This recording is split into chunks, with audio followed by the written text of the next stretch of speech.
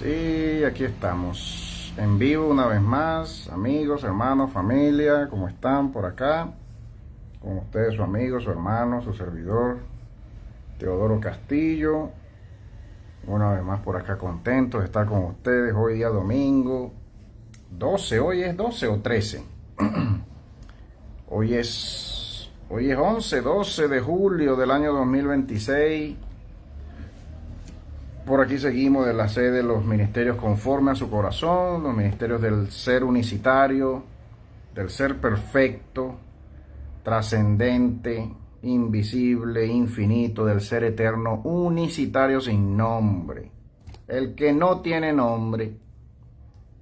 ¿Cómo vamos a llamar al ser perfecto? ¿Cómo le podemos decir? ¿Qué nombre le podemos poner? Pedrito, Ramoncito, Jaimito. ¿Qué nombre le podríamos poner al ser perfecto? Jesucito, Alá, Alacito. Le podemos poner al ser perfecto eterno que existe desde siempre. Es que ese es el tema, hermano. ¿Cuándo algo comienza a tener nombre? Algo o alguien, cuando es creado. Cuando es creado. Usted crea un carro, usted diseña un carro, una máquina, usted le pone nombre. Tiene nombre esa máquina porque usted lo creó, usted. Pero al ser creador, ¿qué nombre le vamos a poner? ¿Qué nombre le vamos a poner al ser creador, al ser perfecto, al ser eterno, que crea todas las cosas y es el que da nombre y pone nombre a todas las cosas? No podemos. No hay nombre para ese ser, solamente llamarle ser eterno, ser infinito, ser creador de mi alma. No es ningún Dios de estos libros. Volvemos y decimos y lo vamos a decir toda la vida hasta que partamos de esta vida. Este es su servidor, mi esposa, le manda saludos a todos que me estén escuchando en esta hora. Hoy domingo, ya son las 6. ¿Qué hora es ya acá? Van a ser ya, ¿verdad? Las 6, son las 6 casi ya aquí en Colombia. Deben ser las 7 ya en Venezuela, en Miami. Deben ser las 6 todavía en Texas. Las 5 en México. Las 4 en California. Debe ser ya las 6, las 8 en Brasil, en Argentina, si me están escuchando. Familiares y amigos, en esta hora en vivo. Un día como hoy, un día bonito para mí, para mi esposa. Ha sido un día bonito, le cuento, desde temprano. Un día productivo, un día muy activo. Ha sido un día en que hemos podido revisar algunas cosas, hablar de varias cosas, mi esposa y yo. Mucha reflexión, aparte pues de ser un día de oración, también en mi corazón, dentro de mí, orando dentro de mí todavía, mucho por mi país, por mis hermanos de sangre y hermanos, ¿verdad? De hermanos venezolanos, pues hermanos de sangre, hermanos no de sangre también, todo mi país, mi pueblo, mi nación. Seguimos orando por la recuperación del alma, poquito a poco, todos los que han perdido sus seres queridos, todos los que han perdido pues sus pertenencias también en Venezuela. Una catástrofe, hermano, que nos va a afectar por mucho tiempo. Nos va a afectar en todos los sentidos, en lo económico también, ¿no? Pues más allá de lo que ya hemos sido afectados los últimos 20, 25, 30 años, nuestro país no termina de salir de la afectación económica, del estancamiento económico. No terminamos de salir, hermano. No, todo sigue igual. No vaya usted a creer, hermano, amigo que no es venezolano, que me está escuchando, que algo ha cambiado en Venezuela y que algo ha mejorado en Venezuela. No es la verdad. Se llevaron al dictador, lo capturaron, se lo llevaron y todo sigue igualito. Así que no crea usted que va a haber cambio en lo pronto. Y ahí es donde yo quiero animar el corazón de mis hermanos, mis hermanas, incluyendo mis hermanas de sangre, Gabriela, que hoy mismo está partiendo a Caracas a labores de evaluación de daños, de rescate si es necesario. Mi hermana Gabriela también uniéndose a las labores, siendo bombero, rescatista, pues ya es algo ya obviamente, nosotros que no vivimos en Caracas, pues mi familia que no es de Caracas, del centro, de La Guaira, mi esposa que de a poco, pues su familia tampoco en Caracas, ¿no? Aunque tiene algunos familiares en Caracas, pero que no nos vimos afectados directamente por pérdidas de seres queridos, gracias al ser infinito en esta oportunidad. Sin embargo, pues nos vemos afectados por todo todo esto a nivel anímico, el pueblo venezolano a nivel espiritual, ¿cierto? A nivel emocional, a nivel psicológico. Seguimos con esta afectación y cuando pues todavía habrán quizás personas buscando a sus familiares y pues valgan estas palabras y este momento para seguir animándoles, aun cuando ya es bastante improbable según los mismos cuerpos de seguridad, los mismos cuerpos del Estado, las mismas naciones que enviaron bomberos y rescatistas desde otros países enviaron la ayuda, pero que ya están y ya estuvieron esta semana pasada retornando a sus sitios por ya no creer que puedan seguir rescatando personas. Agradecemos y bendecimos y le pedimos al Ser Infinito que envíe sus bendiciones sobre cada país, cada gobierno, cada gobernante que envió pues cuerpos de rescatistas a Venezuela. Lo agradecemos, yo lo agradezco a nombre de mi pueblo, aunque el gobierno bolivariano no le agradezca a ningún otro país, ningún otro gobierno, aunque ellos digan que lo agradecen, no es verdad. Ellos no ven por más nadie, el gobierno venezolano no ve por más nadie, ven por ellos nada más. Eso lo sabemos todos los venezolanos, pero agradecemos la ayuda, el apoyo de toda persona, toda familia que sigue enviando apoyo económico, apoyo moral, apoyo espiritual, las oraciones, aunque cada quien ore a cada quien, nosotros oramos al Ser Infinito por Venezuela, al Ser sin nombre, al Ser creador de nuestras almas, quien creemos que creó todas las almas, incluyendo la suya y la mía. Y bueno, es el corazón, hermano. Gracias a usted por unirse a esto, a estas oraciones, unirse al esfuerzo. Si usted ya está enviando donaciones a través de cualquier vía directa, ¿verdad? Pues siga haciéndolo como lo hacemos mi esposa y yo, a nuestros familiares, ¿verdad? Sobre todo pues a la familia, ¿verdad? Si tienen familias, quienes siguen, ¿no? Y quienes puedan enviar aún más dinero o cualquier otra forma de recurso a Venezuela, se sigue agradeciendo. Se necesita mucho, hermano. Se necesita mucho hoy en día. Venezuela ya no es lo mismo de antes. Todo ha cambiado muy rápido y sobre todo este último año, a nivel económico, a nivel social. Hay bastante desánimo en el pueblo y por eso se sigue yendo mucha juventud de Venezuela. Es por eso es esa la razón,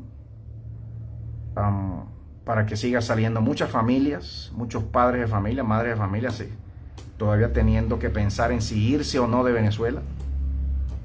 Y que muchos que lo han podido hacer hoy por el mundo todavía estamos en búsqueda de papeles, en búsqueda de seguridad social, en búsqueda de beneficios por los países por donde andamos.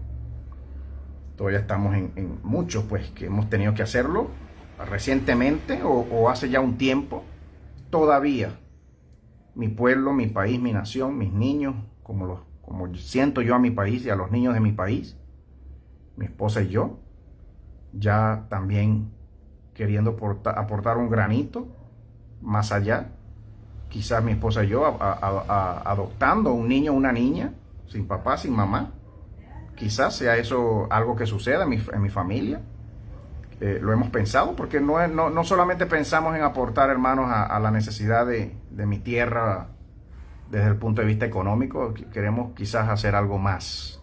Y es lo que nosotros invitamos, y es lo que yo invito en esta hora. A que todo venezolano en el exterior, que somos millones, pueda pensar en aportar un granito más allá de su propia familia y del dinero que envía a Venezuela. Si estás en Chile, hermano, hermana venezolana, estás en Chile, estás en Perú, estás en Colombia, en Estados Unidos, España, Brasil, donde sea que estés, hay muchos niños venezolanos sin papá y sin mamá acá en Colombia. Muchos niños venezolanos sin papá ni mamá en Brasil, en Ecuador, en Paraguay, en Argentina, en Chile. Los hay ya, en los Estados Unidos sobre todo. Niños que separa el gobierno de los Estados Unidos de sus padres. En México, en cualquier país del mundo, hay muchos niños con necesidad de un padre y de una madre, y sobre todo niños venezolanos. Eso ya es una realidad. Es un hecho, lo dicen las estadísticas. Lo dicen los reportes, las organizaciones no gubernamentales, la ONG, que se encarga de sacar estas estadísticas, lo dicen ya. Si usted puede, amigo, hermano, hermana venezolana que me esté escuchando en esta hora, y no venezolano también, si usted quisiera aportar un granito más allá del deber más allá del deber, del corazón. Y si te nace adoptar a un niño venezolano, si te nace adoptar a una niña venezolana, donde sea que estés viviendo, seas venezolano o no, yo te pediría de corazón que lo pensaras, lo oraras, lo vieras, si es factible, si es posible para ti, como familia, como persona, pensar en poner un granito más de arena por Venezuela y por Latinoamérica, porque hacerlo por Venezuela es hacerlo por el resto del mundo y hacerlo por Latinoamérica, más allá de tus valores cristianos, más allá de tus valores religiosos, si los tienes o no los tienes, si eres religioso o no. No es mi caso, por ejemplo, yo no soy religioso, pero igual estos valores están en mí. ¿Verdad? Mi esposa y yo pues no somos religiosos, no somos cristianos, pero están estos valores en nosotros, estos valores humanos, ¿cierto? Valores profundos en nosotros. Y no sé por qué pues hoy en este momento no tenía planeado yo decir estas palabras, realmente no había pensado yo decir estas últimas palabras que estoy diciendo, pero sí, si puedes tú hacerlo, y tienes modo y tienes recurso y tienes la intención de aportar más allá, un poquito más de lo que ya has hecho por Venezuela y por la humanidad en tu gran corazón, yo te pediría que consideraras hoy, pensaras hoy, buscaras dentro de ti y adoptaras, por favor, si puedes hacerlo, un niño venezolano con necesidad y en necesidad de un padre y de una madre y no lo tiene en este momento. Es el futuro del país, el futuro de Venezuela por el mundo entero. Hoy somos un país que andamos por el mundo entero. Hoy somos una nación que nos toca vagar por el mundo entero.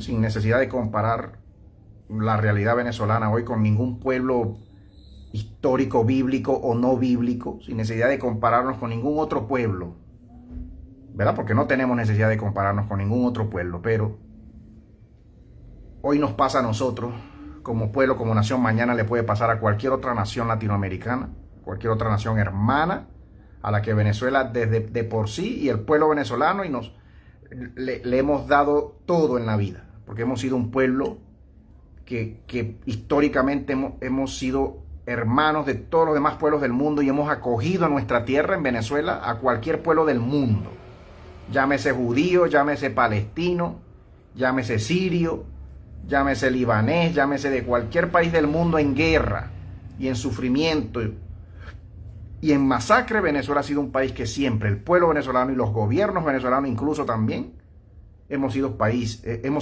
una nación hermana para otros pueblos. Eso lo sabe cualquier pueblo de Latinoamérica, sobre todo Colombia, sobre todo Chile, sobre todo Perú, que hoy por hoy de algún modo sufrimos cierto tipo de racismo en contra del venezolano en alguno de estos países, de estos pueblos. No lo siento yo precisamente acá, estando en Colombia. No lo siento yo precisamente aquí. Mi esposa y yo pues no lo hemos sentido. Hemos tenido la ayuda, el apoyo del pueblo colombiano, de personas muy buenas acá en Colombia. Bendecimos a este país, a esta tierra. Ya la sentimos como una segunda tierra en nuestro corazón.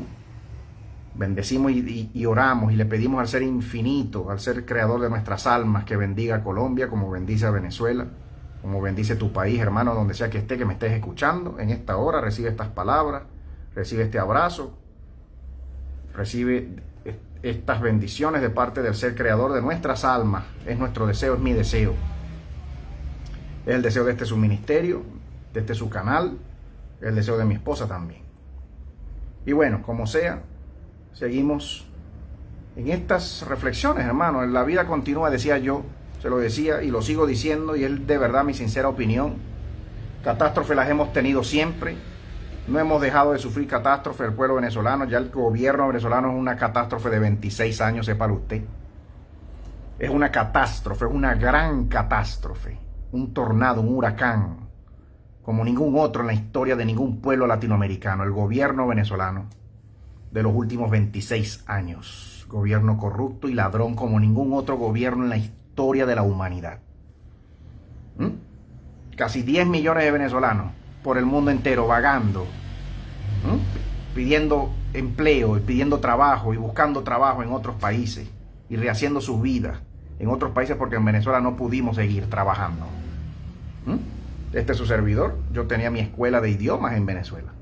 La abrí en el 2014, tuve que cerrarla en el 2018. Ya quebramos en el 2018. El gobierno venezolano nos quebró. Y toda la situación y todos los fraudes y robos de las elecciones y todo el robo que tiene ese gobierno allá en Venezuela todavía, hasta el día de hoy, hasta el sol de hoy, sigue sucediendo. Me quebró mi escuela, quebró mi empresa, mis sueños de quedarme en Venezuela y de no irme nunca de Venezuela. No fue posible. No fue posible. Tuve que irme. Hoy estoy residenciado en Colombia, viví en los Estados Unidos varios años. Con Elisa, mi esposa, la pastora, obviamente. Tuvimos casi 2 años viviendo en los Estados Unidos. Decidimos venirnos por decisión propia personal. Por decisión propia. Nadie nos votó de los Estados Unidos, nadie nos echó, nadie nos deportó, gracias al Ser Infinito. Nadie nos dijo que nos tendríamos que ir. Decidimos hacerlo porque queremos estar más cerca de Venezuela, de nuestro país, ¿sí? Y quisiéramos estar, obviamente, hoy en día en Venezuela. ¿Usted ha escuchado a un venezolano decirle eso? ¿O usted cree que el venezolano llega a su país? Si me está escuchando cualquier chileno, hermano chileno, cualquier hermano peruano, ¿usted cree que el venezolano está en Perú porque quiere? ¿O está en Chile porque quiere? ¿De verdad usted ese es su pensamiento? ¿De ir a quitarle derechos a usted en su propio país de usted? Cualquier hermano, amigo, brasileño, argentino. ¿Usted cree que el pueblo venezolano, como muchos chilenos se vinieron a Venezuela, o muchos peruanos, o muchos argentinos, o muchos de donde sea, pueblo de donde sea, hermano, pueblo de donde sea, ¿usted cree que las parejas, las familias andan por el mundo por querer quitarle algún derecho a alguna persona de su propio país? No. Siempre hay razones de fuerza mayor que nos mueven, y siempre pensando en nuestros hijos primero, en dónde tenerlos, en dónde criarlos con seguridad, con protección, con provisión fija, con trabajo fijo, que en Venezuela tristemente ya no hay, no existe empleo en Venezuela, no hay opciones de empleo en Venezuela. Sobreviven en Venezuela, los millones que quedan en Venezuela sobreviven de la empresa privada y del trabajo privado de cada quien, de sus manos de cada quien. Pero empleo en Venezuela, con el gobierno venezolano, no existen, los enchufados que le trabajan al gobierno y ya.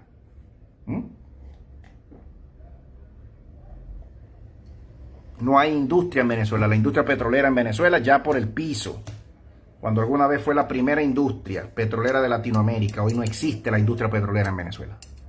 La industria minera en Venezuela no existe. El robo, la minería ilegal en Venezuela arrasó con todo. Y eso lo debería saber cualquier pueblo latinoamericano y del mundo sobre Venezuela. De hecho, ya lo sabe mucho. El mundo ya lo sabe. Toda la situación en nuestro país. Por lo cual usted todavía ve noticias de personas y de grupos aún afectos al gobierno en Venezuela solicitando ya la renuncia de Delcy y la acción de Donald Trump para terminar de sacar del camino a Delcy, a Diosdado, a Jorge Rodríguez, a todo el chavismo del gobierno, y que se pueda celebrar otra vez en Venezuela elecciones libres.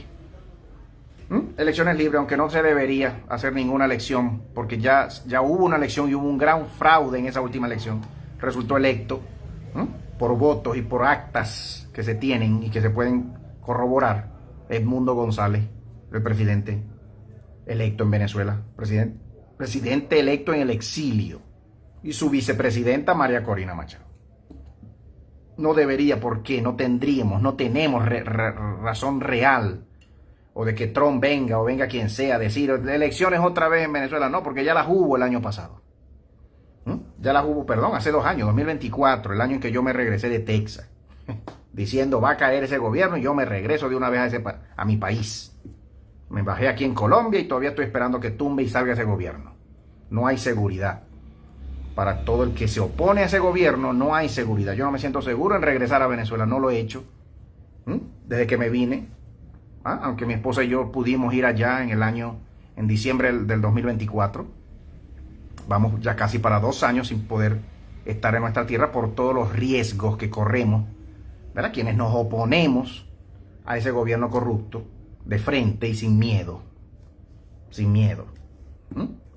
Hermano, amigo, gracias por su tiempo en escucharme estos minutos. Siempre me los tomo, minutos de reflexión, de exhortación, minutos de bendición, para poder bendecir, para poder dar gracias, para poder avanzar en lo que queremos hablar hoy. Como ya usted ve, mira este título, una nueva entrega, una nueva enseñanza, una nueva exhortación, una nueva reflexión, una nueva información para usted si usted no había escuchado nada de esto que usted ve acá en el título. Mire acá. Información, hermano. Recuerde usted que yo soy un simple divulgador de información. Yo no me considero más nada. A mí me dicen pastor, algunos todavía, hermanos, hermanas, amigos, amigas, pastor me llaman a veces. Yo no, por favor, yo soy un simple hermano. Quizás un hermano mayor para muchos, quizás un hermano menor para otros, pero somos hermanos todos. Hermanos y hermanas, nadie es pastor de nadie. Esa palabra es muy profunda, hermano, sepa usted. Nadie es apóstol de nadie, profeta de nadie, nadie. Ay, mi apóstol, ay, mi profeta, ay, mi pastor, mi papi, mi papá, mi mamá, mi mami, ay, no, por favor. Tratémonos como lo que somos de verdad. Nadie es hijo de nadie. En estos días se lo decía un pastor venezolano de allá de Guayana, de mi tierra. Fue pastor de mi iglesia en Mérida. Yo se lo decía porque él me llamaba hijo. Hijo, pero ¿cuándo yo he sido hijo tuyo? ¿Cuándo tú me has tratado como un papá? ¿Tú me has dado plata a mí? ¿Alguna vez me diste plata? ¿Me ayudaste con plata? ¿Me diste mucha plata? ¿Me ayudaste en mi vida a mí alguna vez? No, entonces ¿por qué tú me llamas hijo a mí? ¿Qué hace un papá por un hijo? Plata, hermano. ¿Qué hace un papá por un hijo? Nada más nada más darle buen consejo y ya. No, un papá por un hijo tiene que soltar la plata. Bien soltada, así, chin. ¿Qué es lo que hace un verdadero papá por un hijo? Proveerle, protegerle. Le provee, lo provee y lo protege. Aparte de aconsejarlo. Hijo, él me decía hijo. Él creerá que yo tengo 20 años. Pastor de allá de Guayana, que fue pastor de mi iglesia allá en Mérida. Él fue pastor de mi iglesia, no fue el pastor central de la iglesia donde yo iba en Mérida. Pero él me llama hijo y él sigue llamándome hijo y él se cree papá mío. Hijo, no, vale, tú no eres papá mío, nada. Ni yo soy tu hijo, ni tú eres mi papá. Tú eres papá de tus hijos tuyos.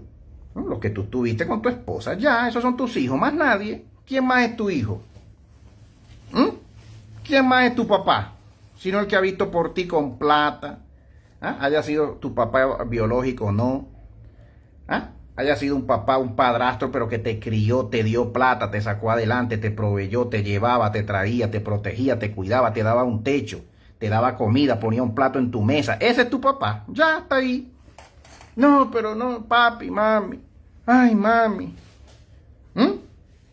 Una cosa es el cariño, el aprecio. Una cosa es la deuda que tenemos algunos con algunas personas que no fueron y no son y no fueron nunca nuestro papi biológico, nuestro padre biológico, nuestra madre biológica. Y esa señora nos crió, esa abuela, esa tía, esa persona, ese vecino, nos crió, nos sacó adelante, nos proveyó, nos compró ropa. Una cosa es la deuda que tengamos algunos con personas así y aún con nuestros padres biológicos, ¿verdad? Con nuestras madres biológicas. Una cosa es esa deuda y otra cosa es ir a una iglesia, ¿verdad? A sostener a cuantas familias pastorales en la iglesia con nuestros diezmos y ofrendas, sostenerlos a ellos porque viven de los diezmos y las ofrendas que el pueblo trae, y tenerlos aparte de eso, uno sosteniéndolos a ellos, ¿verdad? El pueblo pues sosteniendo a los dichos pastores, a los dichos apóstoles, a los dichos maestros, a los dichos profetas y de paso llamarlos papá y mamá. Cuando no son ellos a ti, cuando eres tú a ellos. Eso es otra cosa, Dios mío, y es una cosa muy torcida, muy retorcida y muy por demás odiosa a la comprensión. Comparar a uno de estos llamados pastores que terminan siendo criminales, muchos de ellos, como lo denuncio yo siempre por mi Facebook, si usted es asiduo de mi Facebook, y si no, pues le invito a que me esté escuchando por primera vez. Como denuncio yo y no me voy a cansar de denunciar la hipocresía de algunos. Una cosa es el cariño que yo le tenga a un amigo. Y que este amigo, esta amiga, este hermano, esta persona que asiste a mi casa o a mi célula o a mi iglesia, porque aprende de mí. Y que esta persona me diga, papi, no señor, páremelo ahí, ya, está bueno, ¿hasta cuándo? Una cosa es... Y otra cosa es que yo empiezo a tener a la gente que me asiste a la célula por hijos míos. Mis hijos. Mis hijos, caigan aquí toditos. Ustedes son mis hijos, toditos me deben, caigan aquí en el alfolí. ¿Ah? Ay, no, hermano. Los libros dirán misa, los libros pueden decir misa. Bueno, Teo, pero entonces tú te le estás tirando al libro. El libro habla de los 5 ministerios. Mire, hermano, los libros pueden decir misa. Y otra cosa es la realidad de la vida. Los libros religiosos. Ay, ¿qué nos dicen los libros religiosos, pues? ¿Qué nos enseñan los libros religiosos? ¿Qué nos enseña a través de libros todas las religiones de este mundo? Para poder someter las mentes, las conciencias de la gente, los bolsillos de la gente, tienen que sacar libros. Tiene que imprimirse muchos libros a lo largo de la historia. Reimprima, reedite, quite, meta y saca, vaya para allá, vaya para acá, invente otro libro, invente otra Biblia, otro Corán, un nuevo Corán, una nueva Biblia, una nueva revelación, una nueva doctrina, una nueva enseñanza para poder vivir de ti, de tu energía, de tu amor, de tu bondad y de tu bolsillo. De tu bolsillo, Dios mío. Seamos justos, hermanos, seamos justos. Hermano, yo encuentro que es muy maligno. Yo que ahora le echo cabeza a todo, ¿verdad? Porque puedo hacerlo y debo hacerlo. Personas como usted, tan inteligente como usted que me está escuchando. Persona inteligente como usted. Si usted no fuera inteligente, usted no me escuchara. El que no es inteligente no me oye. No me oye. Porque el que le sueno yo muy bruto. Si yo le sueno a alguien aquí, le he sonado a alguien a ti muy bruto, ya segurito me habrá bloqueado y ya no me oye más nunca. Pero a mí me oyen quienes son inteligentes. Quienes dicen, cónchale, pero pareciera que Teo tiene razón ahí. Vamos a ver qué va a decir Teo hoy otra vez. Son los que me oyen. Algunos han dejado de oírme por creerme bruto, por creerme tapado y bruto. Y por creerme ya un demonio, lleno de demonios. Ya han dejado de oírme. Pero Dios mío, si usted pudiera, por favor, poner a un lado su fanatismo, su religión, y podamos hablar de estas cosas, como por ejemplo de este tema hoy. Mire este tema que le traigo yo hoy. Teofagia. ¿Le suena ese nombre? Teofagia. Eucaristía. ¿Le suena a usted ese nombre? Santa Cena. ¿Le suena a usted ese término, ese vocablo, ese, como decimos, compuesto nominal, Santa Cena? ¿Le suena? ¿Le suena la frase comerse al Dios? Comámonos un pedacito de nuestro Dios, hagámoslo, porque a través de esta práctica, de este rito, de este ritual antiguo, milenario, el poder de nuestro Dios caerá sobre nosotros y entrará en nosotros. ¿Le suena a usted algo de esto? Usted jamás lo pensó así, ¿verdad que no? Que usted se estaba comiendo a Cristo, ¿verdad que no? Me estoy comiendo a Cristo a través, no, Teo, todo eso es simbólico, Dios mío. Todo eso es simbólico, Teo, por favor. ¿Cómo tú vas a creer que estás comiendo a Cristo? Eso jamás pasa, eso jamás sucede. Es una conmemoración de lo que Cristo dijo que teníamos que hacer. Que teníamos que recordarlo, pero Dios mío, no es recordarlo de cualquier modo. Usted se tiene que comer un pedacito de pan. Usted se tiene que tomar una copita de vino, pero no solo eso, sino lo que se dice que significa el pan. Usted le tendría que echar cabeza y buscar esa práctica, buscar ese rito, ese ritual, desde cuándo se hace, cómo se hace antiguamente, cuándo, quiénes lo hacen. El origen de la práctica cristiana, el origen de la llamada Santa Cena cristiana, católica, evangélica, anglicana, ortodoxa, en todos los cristianismos se practica la Santa Cena, porque no es que la Santa Cena evangélica se practica de otro modo diferente a la católica. No, usted va a ver ahorita cuando leamos al doctor Freixedo que es lo mismo, es la misma práctica, se sigue haciendo igualito, como se hacía católicamente antes y aún antes de la aparición del cristianismo católico. Teofagia, comernos a Dios, al Dios pues, al Dios que nos dice que lo comamos. Cómanme y tomen mi sangre, imagínense ustedes. No es la sangre, Teo, Dios mío, es un juguito de uva ahí. Es un juguito de uva, Teo, es una representación de la sangre, del Dios que estaba derramando su sangre ahí por mí, por mis pecados. Ay, hermano, ¿qué sabe usted lo que significa todo eso? ¿Qué sabe usted toda la implicación ritualística, esotérica, mistérica, demoníaca Ya lo vamos a ver, que el origen demoníaco de esta práctica en religiones antiguas aún anteriores al cristianismo. Es lo que yo quiero invitarle a usted hoy a escucharme, por favor, con calma. Como siempre nos oímos, ¿verdad? Usted comenta acá, usted puede escribir sus comentarios, sus saludos, sus oraciones, sus donaciones también si gustan, libremente a este su ministerio, que queda siempre grabada esta enseñanza en nuestro canal de YouTube. Ya somos más de 4,000 amigos y amigas en nuestro canal de YouTube, sépalo usted esta semana. Ya podríamos, como me han dicho ya algunos, Teo, ya podrías monetizar en YouTube, ya tienes más de 2,000, 3,000 seguidores, ya podrías monetizar, Teo, tu canal. ¿Ah? Nuestro canal de Facebook acá, Ministerios Conforme a Su Corazón, apenas no llegamos todavía a 1,000 seguidores.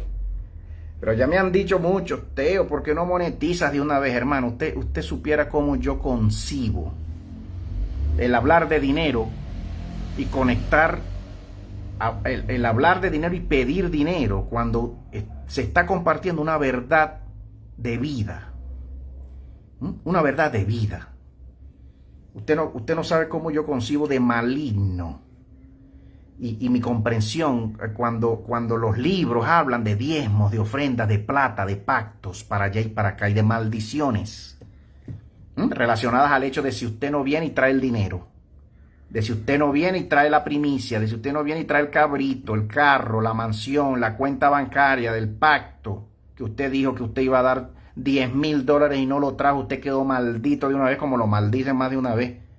Como maldicen los pastores hoy por hoy, cualquier pastor loco de cualquier iglesia, llámese evangélica, católica, cualquiera, luterana, anglicana, de donde sea. Usted no sabe cómo yo considero eso de maligno. Porque donde hay plata y donde hay comercio, donde hay plata, hermano, hay demonio.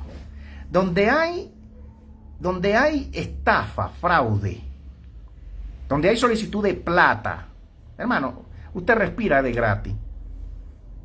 Echémosle cabeza aquí ya antes de hablar de esta práctica demoníaca, la Santa Cena, de origen demoníaco, la Santa Cena. La Eucaristía es lo mismo. La Eucaristía católica es lo mismo. Antes de hablar del origen demoníaco, o demoníaco, como quieran pronunciarlo usted, de la Santa Cena, usted tiene que saber, hermano, que la práctica de dejar diezmos, ofrenda, traer dinero y dejarlo a un Dios, como lo exigía cualquier Dios de la Biblia en el Antiguo Testamento y cualquier Dios de cualquier religión, de cualquier libro, relacionar el amor, la palabra, el amor, relacionar el oficio, que tal oficio de tal sacerdote, de tal ministerio sacerdotal, sacerdotisas y cualquier ministerio de servicio al culto, al tal Dios, tenga que ser sostenido con dinero que el mismo pueblo tiene que traer y que debe traer, como es el mismo concepto de los impuestos en una nación, en cualquier nación. Los impuestos, el pueblo tiene que sostener al gobierno con sus impuestos. El pueblo. En los Estados Unidos el 30% en impuestos sobre la renta, ¿sabía usted? 30%. Si usted se gana $10,000 en el año fiscal, usted al gobierno de los Estados Unidos, usted le tiene que regresar $3,000 al final de ese año. ¿Usted lo ve justo? ¿Usted considera que es justo que un gobierno que usted lo pone ahí y que usted lo paga y que hay un sueldo para esos gobernantes, todavía el pueblo tenga que pagar impuestos para sostener la construcción del país, del dinero del pueblo, cuando el gobierno ya tiene autorización para usar las arcas del pueblo, los tesoros del pueblo, los minerales del pueblo, los recursos de la nación? Pues no, aparte de usar los recursos de la nación y comerciar con eso con otras naciones, también hay que venir a quitarle el 30% al pueblo.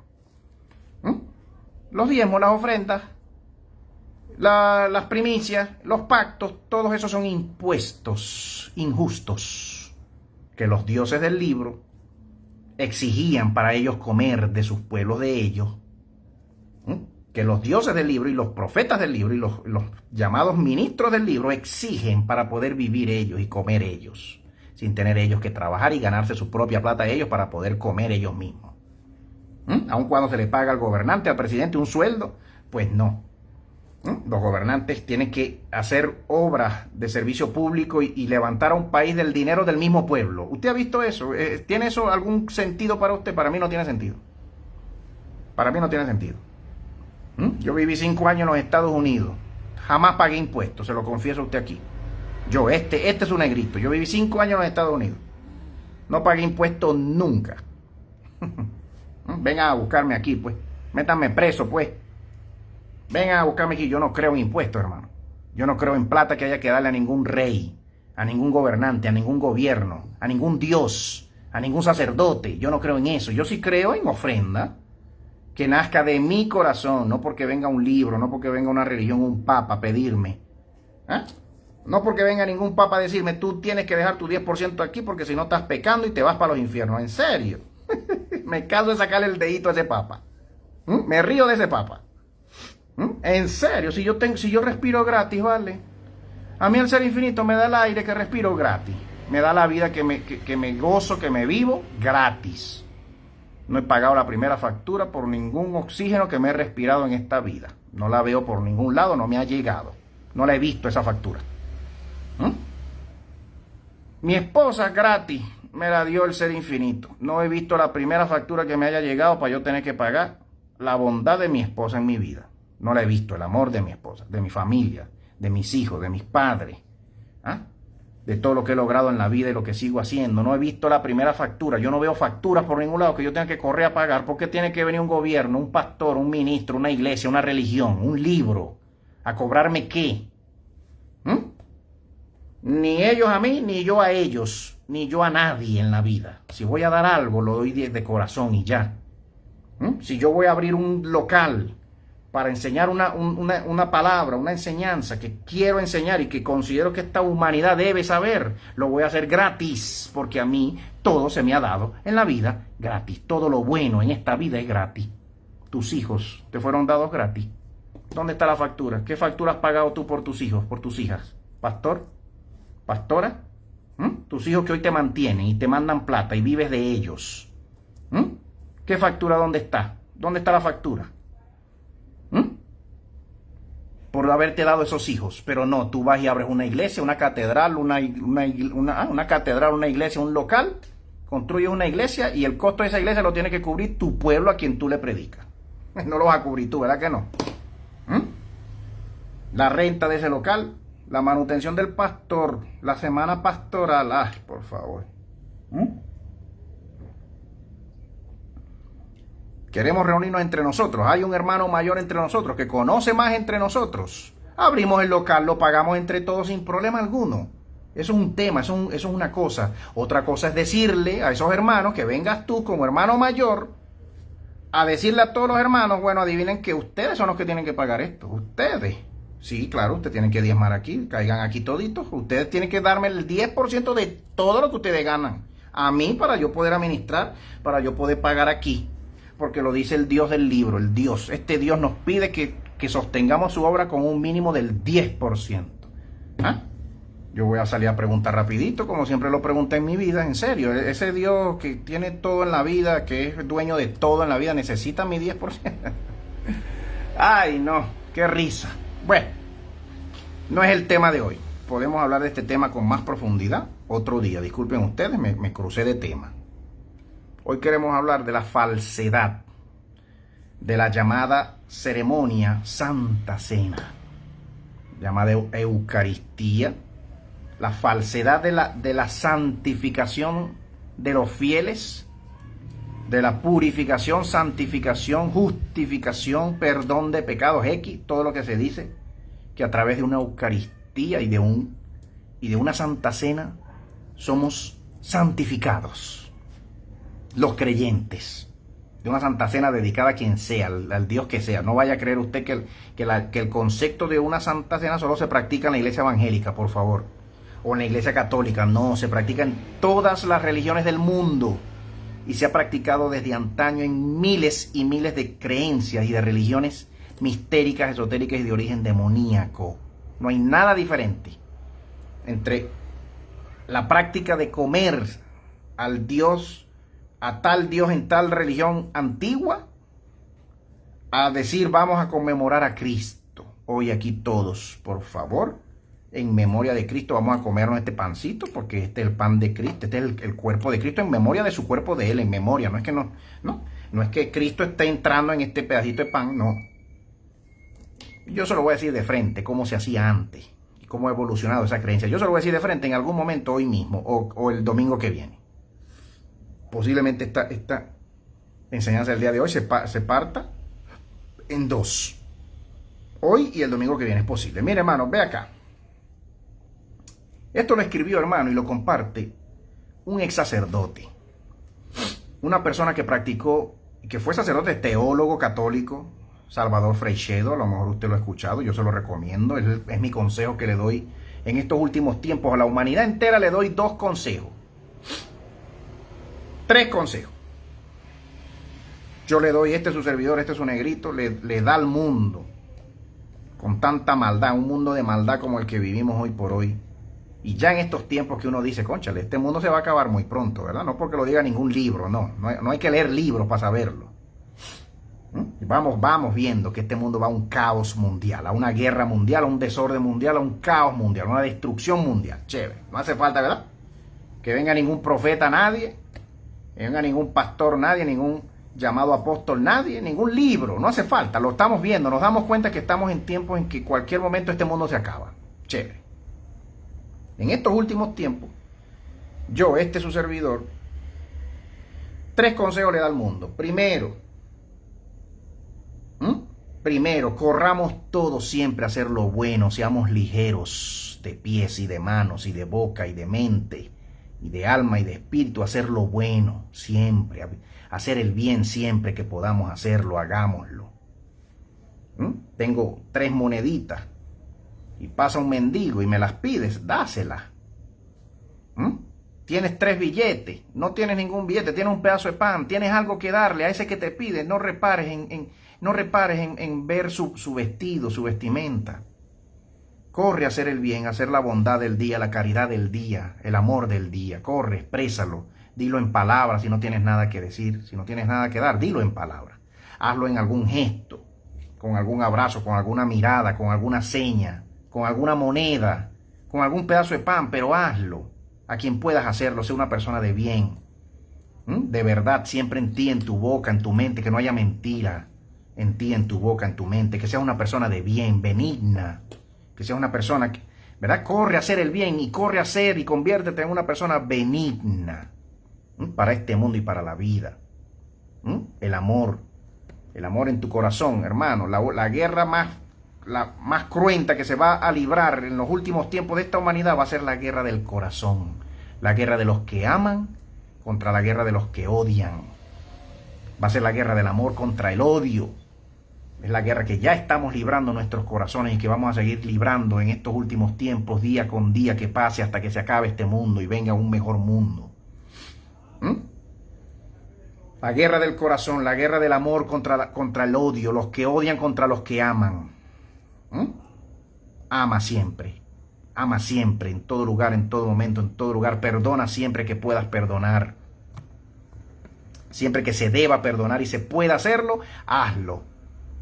Perdonar no significa darle otra oportunidad al que hizo el mal, no. Perdonar no significa eso. Perdonar significa déjalo pasar, suéltalo, déjalo pasar. Perdonar significa protegerte a ti mismo y proteger a esa persona que hizo lo malo, de que lo vuelva a hacer. Pero si esa persona insiste en hacer lo malo, aléjate de esa persona. Aléjate de esa persona. Si esa persona, quien sea, insiste en hacer lo malo, oponte a esa persona. Pero jamás atentes contra su vida ni contra su alma. No perdonaste nunca. Jamás tomes venganza. Perdonar significa eso, no tomar venganza cuando puedes hacerlo. Puedes tomar venganza, no lo hiciste, ahí se vio si perdonaste o no perdonaste. No, lo dejaste ir y ya, tú quieres vivir en tu maldad, anda y vete y haz tu maldad, pero lejos de mí, gracias. Pudiste destruir a esa persona y no lo hiciste, lo perdonaste, la perdonaste, pudiste hacerlo, podías hacerlo, tenías modos de hacerlo y no lo hiciste, perdonaste, amaste, fuiste benigno. Que se encargue la vida y el ser infinito, el ser creador de esa alma, que se encargue el ser creador de esa alma, de esa pobre alma. Tú lo dejaste ir y ya lo soltaste. No le debes nada a esa persona no te debe nada a ti, perdonaste. Primer consejo. Segundo consejo, aléjate ya, corre, huye. de todo engaño religioso, fanático, que te aleja del amor, del primer consejo, que te aleja de ser una persona bondadosa, benigna, amorosa, perdonadora siempre, no vengativa jamás. No hay ningún amor y ninguna venganza. Recuérdalo. Me voy a vengar. Le voy a pedir a Jehová que me vengue. Jehová vendrá un día y me vengará, el vengador, Jehová, Jesús. ¿Cómo vendrá Jesús? Jesús vendrá vengador. No hay amor en ningún Jesús. Porque en ninguna venganza hay amor. La venganza no es justicia. Justicia es una cosa, venganza es otra cosa. La venganza es destrucción, la venganza es muerte, destrucción, genocidio, ya. Muerte, destrucción, genocidio, desolación. Eso es la venganza. Eso no es justicia. Justicia es una cosa, venganza es otra cosa. ¿Cómo regresa Jehová? No, Jehová regresa destruyéndolo todo. ¿Pero cómo? ¿Con justicia o con venganza? La Biblia dice que con venganza. Listo, un demonio más. Todos los demonios están llenos de venganza en el corazón. De odio en el corazón, de destrucción y de genocidio en el corazón. Los demonios son los únicos que son así. Si tú eres así y piensas así, y tu corazón es así, tu mente es así, tú eres una demonia. Tú eres un demonio. Si tú piensas que la solución está en acabar con todos los pueblos de este mundo que se oponen a Israel, con todos los pueblos de este mundo que se oponen a Venezuela y odian a Venezuela, hay que acabarlos a toditos. Todos los pueblos de este mundo que odian a Palestina y todos los pueblos que odian a Palestina y odian al Líbano y odian a Irán, hay que acabarlos a todos. Si tú eres y piensas así, tú eres un genocida, tú eres un ser vengativo, en ti no hay ningún amor. Tú eres un peligro para ti misma, para ti mismo eres un peligro. Para todo el que te rodea eres un peligro tú. Hay que acabar con los pueblos del Kurdistán, porque nosotros que somos turcos, o que somos iraquíes, que somos iraníes, no tenemos parte ni contraparte con el Kurdistán. Hay que acabar con el Kurdistán y con sus habitantes ya. Usted es un ser sin amor, usted es un demonio, usted es un peligro para la humanidad.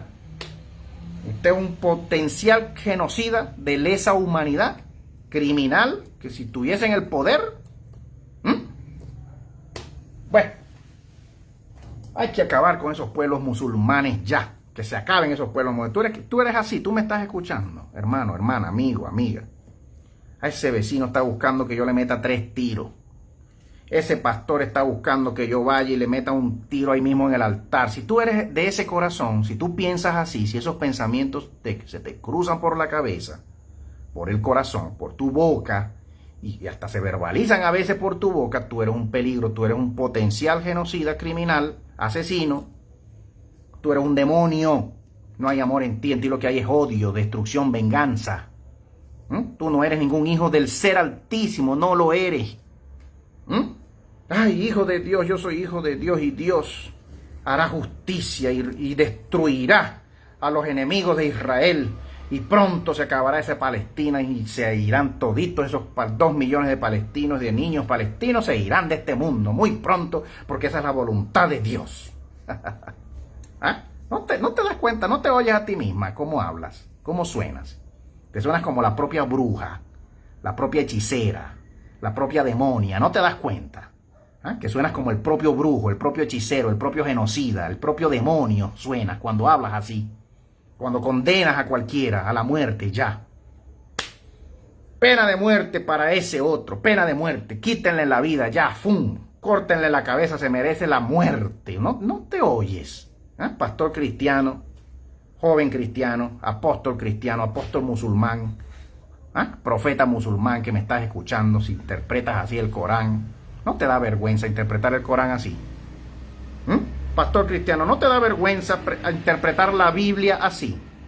No te da vergüenza, ¿verdad que no? ¿Cómo te va a dar vergüenza si tú eres un demonio más? Como el demonio de la Biblia, como los dioses de la Biblia, que son demonios realmente.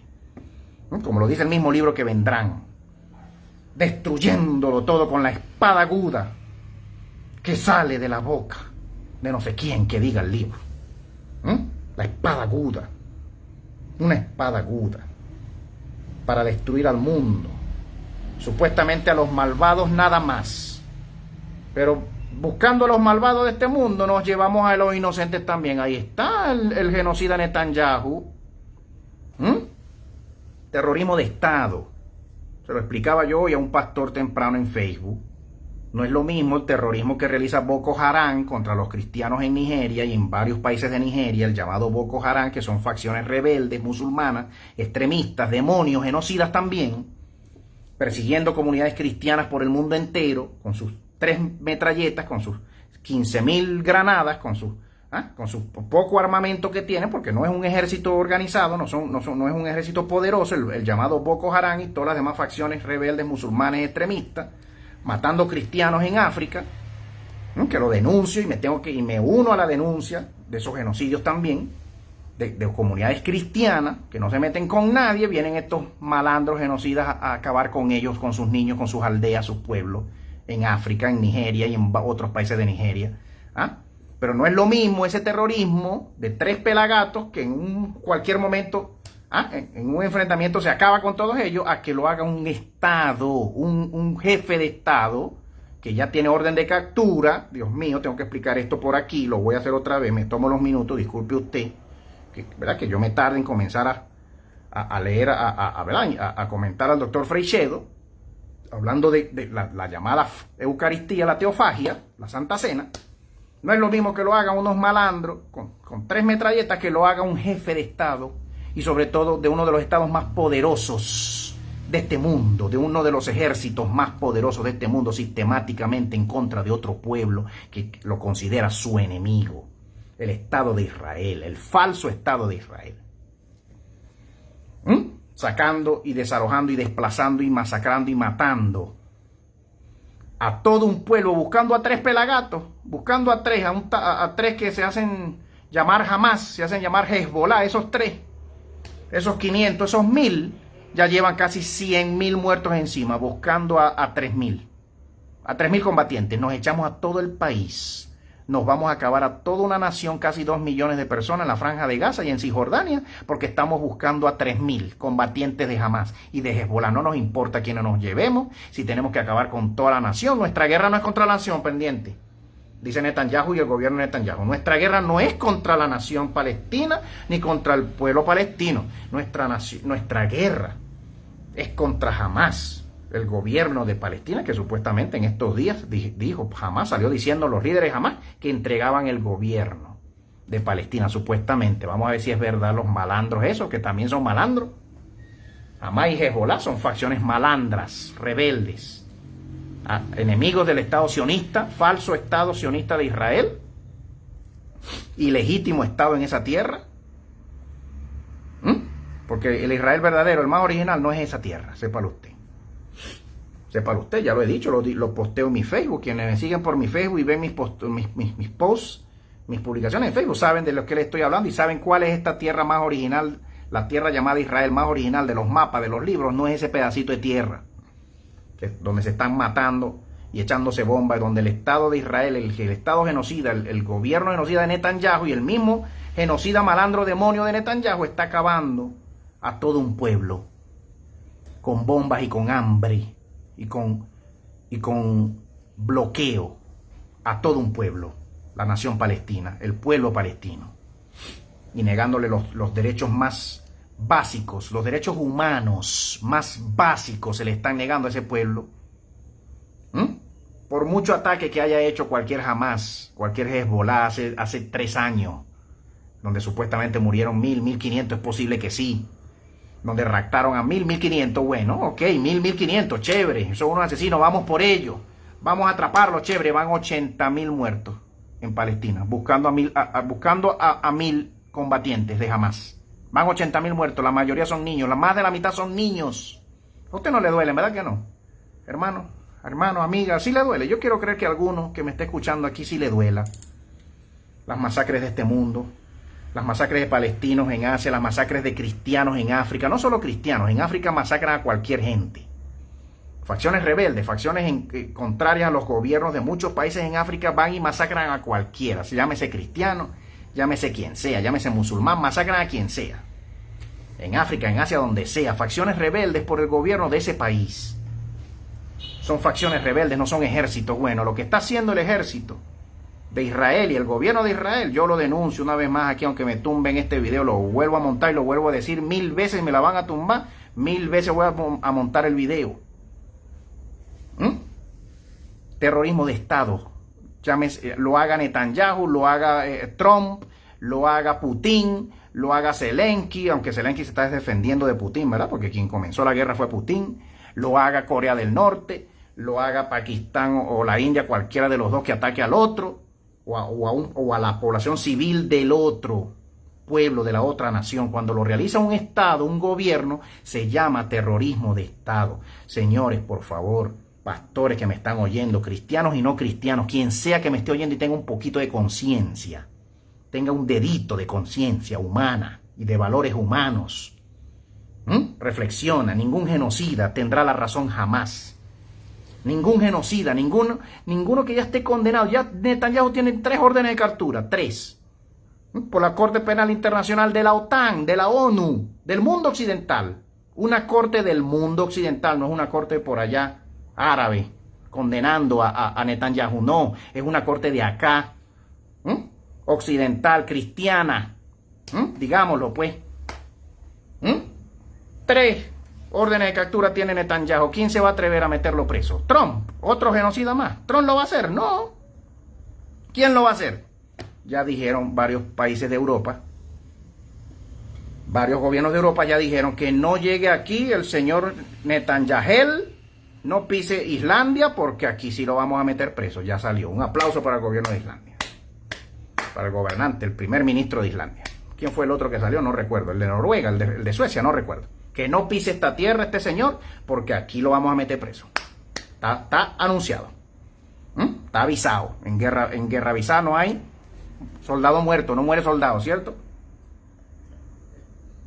¿Quién fue el otro que dijo? El otro gobierno europeo en esta semana, cuando Hamas, supuestamente Hamas está entregando el gobierno de Palestina, supuestamente. Pero ya salieron, ¿verdad? Justo cuando Hamas dice nos retiramos, entregamos el gobierno, pues han salido varios gobernantes diciendo, listo. Si este señor sigue matando, sigue bombardeando Gaza, como lo está haciendo ya y lo sigue haciendo en efecto, porque no es que si lo sigue, es que lo sigue haciendo diariamente.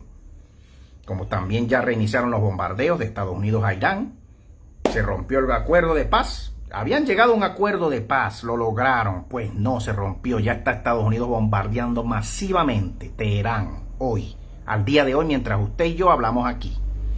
Sigue Teherán, sigue el gobierno de facto de los ayatolás ya, asesinos, genocidas también, bombardeando países vecinos donde hay bases norteamericanas, bombardeando Qatar, bombardeando Bahrein. Hermano, se está activando la guerra no está llegando a un fin, la guerra se está avivando en el Medio Oriente. No se ve, no se vislumbra en este momento un fin a la guerra, ni ningún héroe, Cristo o anticristo, que le ponga un fin a la guerra. No se avisora quién sea el que va a llegar un día diciendo, bueno, me acaban esta guerra y ya. Como para que la gente corra y diga, ay, mira, parece que este es el anticristo, logró la paz. El anticristo, el que logra la paz. Bueno, si el anticristo logra la paz, el Cristo logrará la guerra, pues. Entonces, si el anticristo es un demonio y es el que logra la paz, entonces, ¿quién es el Cristo? El que logra la guerra y el que trae la guerra y la muerte. Ni modo. Bueno, son conceptos que, bueno, que usted y yo, bueno, usted tendrá otra opinión, pero imagine, ¿no? La parte conceptual. Hermano, 3 consejos. Yo decía, el primer consejo, ama siempre que puedas, y cuando no puedas también, ama. Segundo, deja todos tus demonios y toda tu religión y todo tu fanatismo que te lleva a odiar al mundo y te lleva a odiar al vecino, a no compaginar con el vecino, porque el vecino no cree igual que tú, no piensa igual que tú, no invoca los mismos dioses que tú. No puedes realmente alcanzar el primer consejo si no pasas por el segundo primero. Abandona toda creencia y toda convicción religiosa fanática que te lleva a creer que el otro está perdido y tú no. Que el otro es un demonio, pero tú jamás lo serás. Sal de ese falso amor, de esa falsa fe, una falsa fe. quien tiene al vecino por demonio, porque invoca a Changó. Ah, pero tú, con tu odio hacia ese vecino, ¿a quién invocas? En medio de tu odio y en medio de tu fanatismo. ¿A quién invocas? ¿Invocas al ser de la vida, al que te sostiene la vida? ¿Al que te da la vida gratis? ¿Mm? Tú tienes por demonio al Dios del vecino que pide diezmos igual que el Dios tuyo. Que te pide diezmos y te exige diezmos. Impuestos, que te pone impuestos a ti en tus libros religiosos tuyos. Pues no, tú tienes por demonio al Alá del musulmán, que también le pide impuestos al creyente en Alá, a través del Corán. Para ti, ellos son demonios, pero tu Dios tuyo, que también te exige impuestos a ti, diezmos a ti en tu libro, no es ningún demonio. Pues chévere, cada quien con sus dioses que les exige impuestos a ustedes, que les exija diezmos, que les exija plata, money al creyente. Allá ustedes con sus dioses que les exige plata a ustedes. Mi ser creador de mi alma no me exige nada, me lo da todo gratis, solamente me exige ama. Y si amar implica dar dinero, dar plata, pues yo voy y lo doy, porque estoy amando, no porque ningún libro me diga, anda y dale el 10, anda y dale el 20, anda y deja aquí el 30, anda y deja aquí el 40. No, yo voy y doy plata porque mi amor me lleva a hacerlo, no porque ningún libro de ningún Dios me lo exija. Tercero y último, es necesario que todo creyente, cristiano y no cristiano, en estos últimos tiempos lea todos los libros de Salvador Freixedo. Todos y cada uno.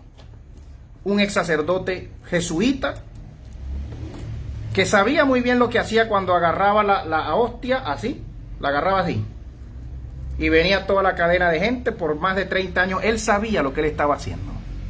Él era jesuita, masón, jesuita, satanista, ocultista, como todos los jesuitas que se saben jesuitas, que han hecho todos los pactos con masónicos jesuitas, Rosacruces. Él sabía lo que él estaba haciendo cada vez que él levantaba la hostia así, se la ponía en la boca a quien sea. El cuerpo de Cristo, abra la boca y cómase al Dios, al demonio, pues. Cómaselo, pum. Porque no hay acto más demoníaco en ninguna iglesia, llámese cristiana y no cristiana, que el abrir la boca para comerse al llamado Dios del libro, que es un demonio. Y que a través de comerte la hostia, el pancito, de tomarte la sangrecita, el vinito, la copita, el juguito de vino, de uva, abra la boca, la sangre de Cristo, chupe ahí, sangre, chupe sangre, pero ya va, ¿cuál sangre? Pero es que el libro dice sangre. ¿O usted creía que el libro cuando dice, tomad esta copa, que es mi sangre, comed este pan, partió el pan y lo dio, comed este pan que es mi cuerpo?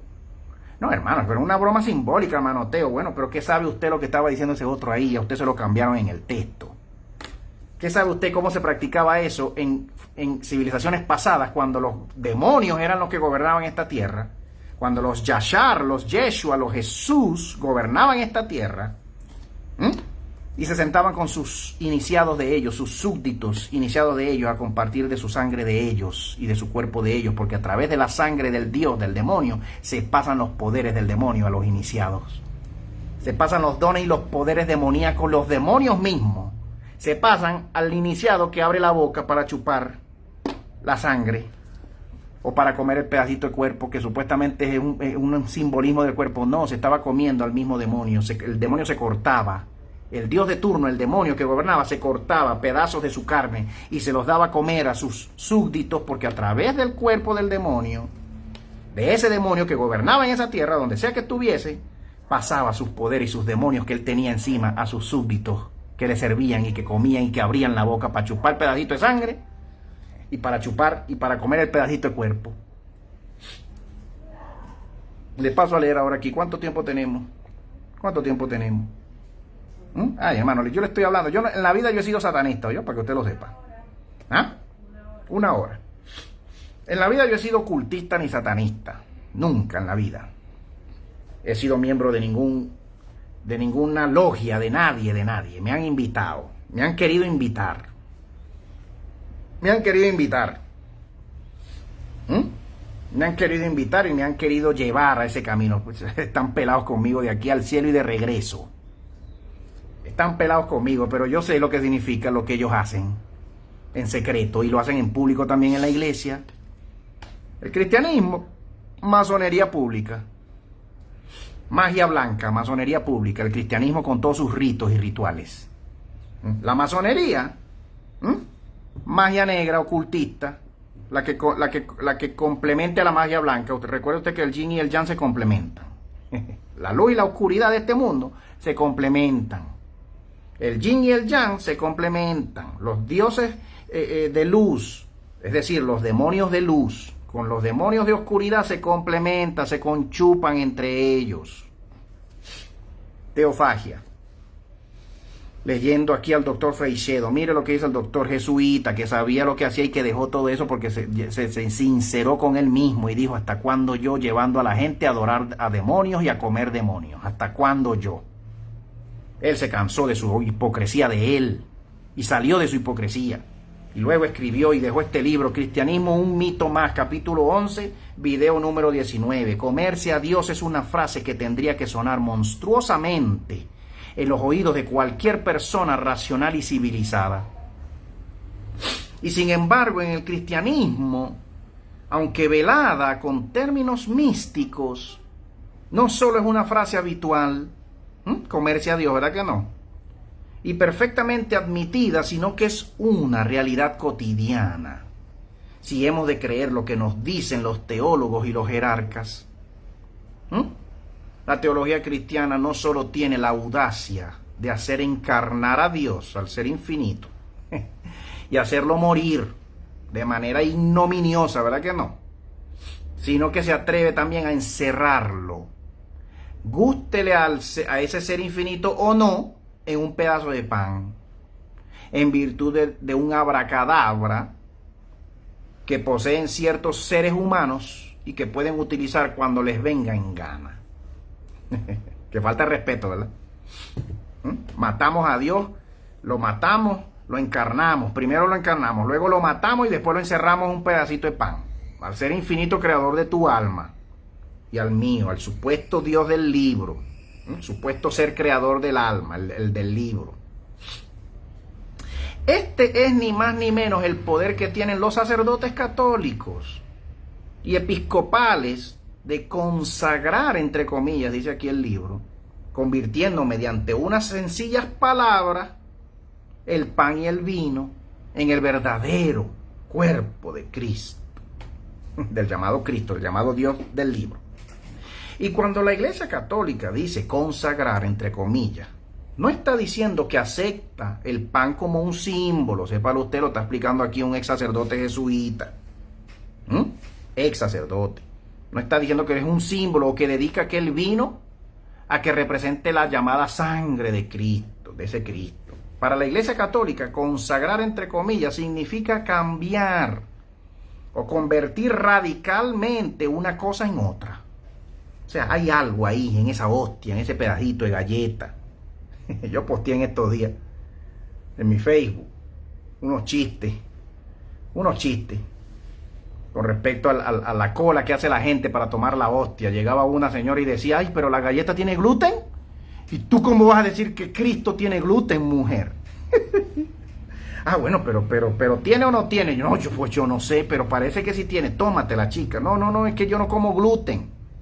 Ay, yo traje mi galleta que es libre de gluten. Si usted ora por ella y me la bendice, yo igualito me la escondo y me la voy y me la como ya fuera y ya. Me comí a Cristo sin gluten. Dios mío, no me cayó mal Cristo. Bueno, en este caso cambia la sustancia del pan y del vino en el cuerpo de Cristo, literalmente, así lo comprende la Iglesia Católica. Ellos lo predican así. Todo católico lo entiende así, ¿sí o no, hermano católico que me está escuchando? Hermana católica que me está escuchando en este momento, ¿sí o no? Es como lo cree un católico, pues, aunque un evangélico se burle de eso, ¿verdad? O le reste mérito a eso, ¿verdad? La fe católica es sincera en eso. Tanto el clero, cuando dicen ellos a través de magia, de brujería, de hechicería, ellos dicen que en efecto esa galleta ahí es el cuerpo de Cristo y ya usted se está comiendo al Cristo, al Dios del libro. Y el fiel creyente que no entiende nada de nada se lo traga todo y lo cree de modo sincero en su corazón. Pues no, viene el católico, ¿verdad? Viene el evangélico a burlarse del católico en eso. ¿Mm? Obviamente que es digno de burla, pero Dios mío, si pudiéramos entender tanto el católico como el evangélico, de alguien que no es religioso como este su servidor, que ambas creencias, tanto la católica como la evangélica, son erradas y son demoníacas, de origen demoníaco. Porque la creencia evangélica es una evolución de la creencia católica. ¿De dónde viene la práctica evangélica de tomar la Santa Cena? ¿De dónde le viene? De la práctica católica, evolucionada. Sigue siendo el mismo origen demoníaco, tanto para los católicos como para los evangélicos. Este es el importante dogma de la llamada transubstanciación o del cambio de sustancia que se da en la materia del pan y del vino. Las palabras con las que se enuncia semejante fenómeno son sencillas, pero lo que ellas encierran es de tal envergadura que se necesitaría todo un libro para poder explicarlo, ¿sí o no? Hermano, hay libros de este grueso yo, hablando de este dogma y de esta doctrina, de este rito, de este ritual. Es un ritual, aunque usted no lo quiera ver así, sí lo es. Usted vive de ritos en su cristianismo de usted. Usted vive de rituales que usted no se ha parado a detenerse, si usted no se ha detenido a pensar, a echarle cabeza y a buscarle los orígenes en creencias y en religiones antiguas, más anteriores a cualquier judaísmo y a cualquier cristianismo. Las palabras, ya lo dije, pero las que ellas encierran es de tal envergadura que se necesitaría todo un libro para poder explicarlo. Intentaremos un poco ingenuamente explicar en un capítulo lo que ha tomado centenares de libros, en pro y en contra, concilios, escisiones seculares en la iglesia, y forzoso es decirlo también, ríos de sangre y guerras de religión y de fe entre los unos y los otros, creyendo unos una cosa sobre el rito y creyendo otros otra cosa sobre el mismo rito. Masacres. Como una doctrina, un dogma se forja y se forma sobre la sangre de mucha gente muerta, perseguida, muerta y en guerras entre ejércitos. Pero antes de nada tendremos que tener en cuenta que a pesar de tratarse de algo tan importante, por lo menos una cuarta parte de los cristianos del mundo no admiten el dogma de la transubstanciación. Una cuarta parte, los llamados evangélicos, pues protestantes al cristianismo católico, una cuarta parte, tal como lo entienden los católicos. Y si bien es cierto, dice aquí el doctor Freixedo, 2 puntos, si bien es cierto que en la iglesia griego ortodoxa lo admiten poco más o menos como los católicos, también es cierto que en la actualidad hay millones de católicos que en la práctica no lo admiten, ya que no se acercan nunca a recibir la comunión. ¿Ah? Y si se les preguntase cómo entienden ellos el dogma, a duras penas podrían saber de qué va la cosa, ni saben de qué. Pero ¿cómo usted explicaría el dogma, hermano aquí, hermano católico? Bueno, no sé cómo explicarlo, pero yo a veces voy, a veces no voy, X, a veces me siento. Yo por lo general no voy, yo nunca voy, X. Hay muchos católicos que no se confiesa, ¿verdad que no? Muchos católicos que jamás ha tomado la comunión, pero se hace llamar católico. Muchos católicos que nunca toma, jamás ha tomado la Eucaristía, jamás ha comido el cuerpo de Cristo, ni que lo haga, ¿verdad? Ante algo tan importante dentro de la iglesia, uno de nuevo tiene derecho a suponer que tal creencia ha tenido que ser clara y definitiva desde un principio y que tiene que haber sido instituida de una manera completamente definida por el mismo Cristo, ¿sí o no? Pero de nuevo nos encontramos con la inexplicable realidad de que la cosa no ha estado nada clara nunca y que esa falta de claridad viene desde el momento mismo en que el rito fue instituido por Jesucristo, el llamado Jesucristo del libro, y si es que en realidad él pretendía o pretendió alguna vez instituir ese rito como tal. No, digamos que este Cristo es un individuo. No vaya a ser que sea una raza de individuos por todo el mundo que practicaban la misma práctica. Por supuesto que para quien estudie u ojee un manual de teología católica, el sacramento de la Eucaristía no presenta duda alguna. fue instituido por el mismo Cristo, como lo creen los católicos, tal como lo cree y lo practica en la actualidad el catolicismo, y en la iglesia no ha habido nunca duda acerca de ello. Pero las cosas distan mucho de ser así, como veremos enseguida. Según la teología católica, el sacramento de la Eucaristía lo constituyó Cristo en la última cena, tal como nos lo cuenta San Mateo en el capítulo 26, versos del 26 al 29, cito, abro comillas, mientras estaban comiendo, tomó Jesús pan y pronunciada la bendición lo partió y dándoselo a sus discípulos dijo, tomad, comed, este es mi cuerpo. Tomó luego un cáliz y da las gracias, se los dio diciendo, bebed de él, porque esta es mi sangre.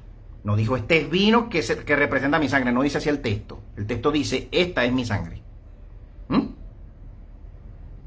Aunque sí dice que el verso dice, en esta traducción católica, dice que sí tomó pan y lo partió. Pero ya cuando habla del cáliz, no dice que había vino dentro de él, dice, bebed de este cáliz, porque esta es mi sangre. No dice que había vino. El texto no dice que era vino, que representa una sangre, no. El texto dice, esta es mi sangre. ¿Ah? De la alianza que va a ser derramada por muchos para remisión de los pecados. Que Cristo quisiera establecer un pequeño rito en medio de una comida familiar o fraternal, con el cual recordasen las generaciones futuras el sacrificio que él iba a hacer, que estaba a punto de hacer, no hay dificultad alguna en admitirlo. En eso no tendríamos problema, ¿cierto? Pero de todo eso, o de eso, a todo el mito eucarístico que tenemos en la actualidad, tal como se manifiesta, por ejemplo, en una misa pontifical, con todo su montaje dogmático, litúrgico, folclórico, hay un gran abismo entre una cosa y la otra, o la habría. Deducir la increíble doctrina de la transubstanciación de las sencillas palabras de un Cristo en una última cena es tener una imaginación demasiado viva, dice aquí el doctor Freixedo. Y admitir por otro lado semejante cosa es demostrar demasiada credulidad. Porque la Iglesia Católica ha enseñado durante los últimos 15 siglos, sin tener de ello la más mínima duda, de que después de las palabras del sacerdote en la consagración, aquello que parece pan y vino deja de serlo para convertirse en el verdadero cuerpo y en la verdadera sangre del llamado Jesucristo. Es decir, que el que toca el pan está tocando a Cristo en persona y el que bebe el vino está bebiendo la sangre del Cristo.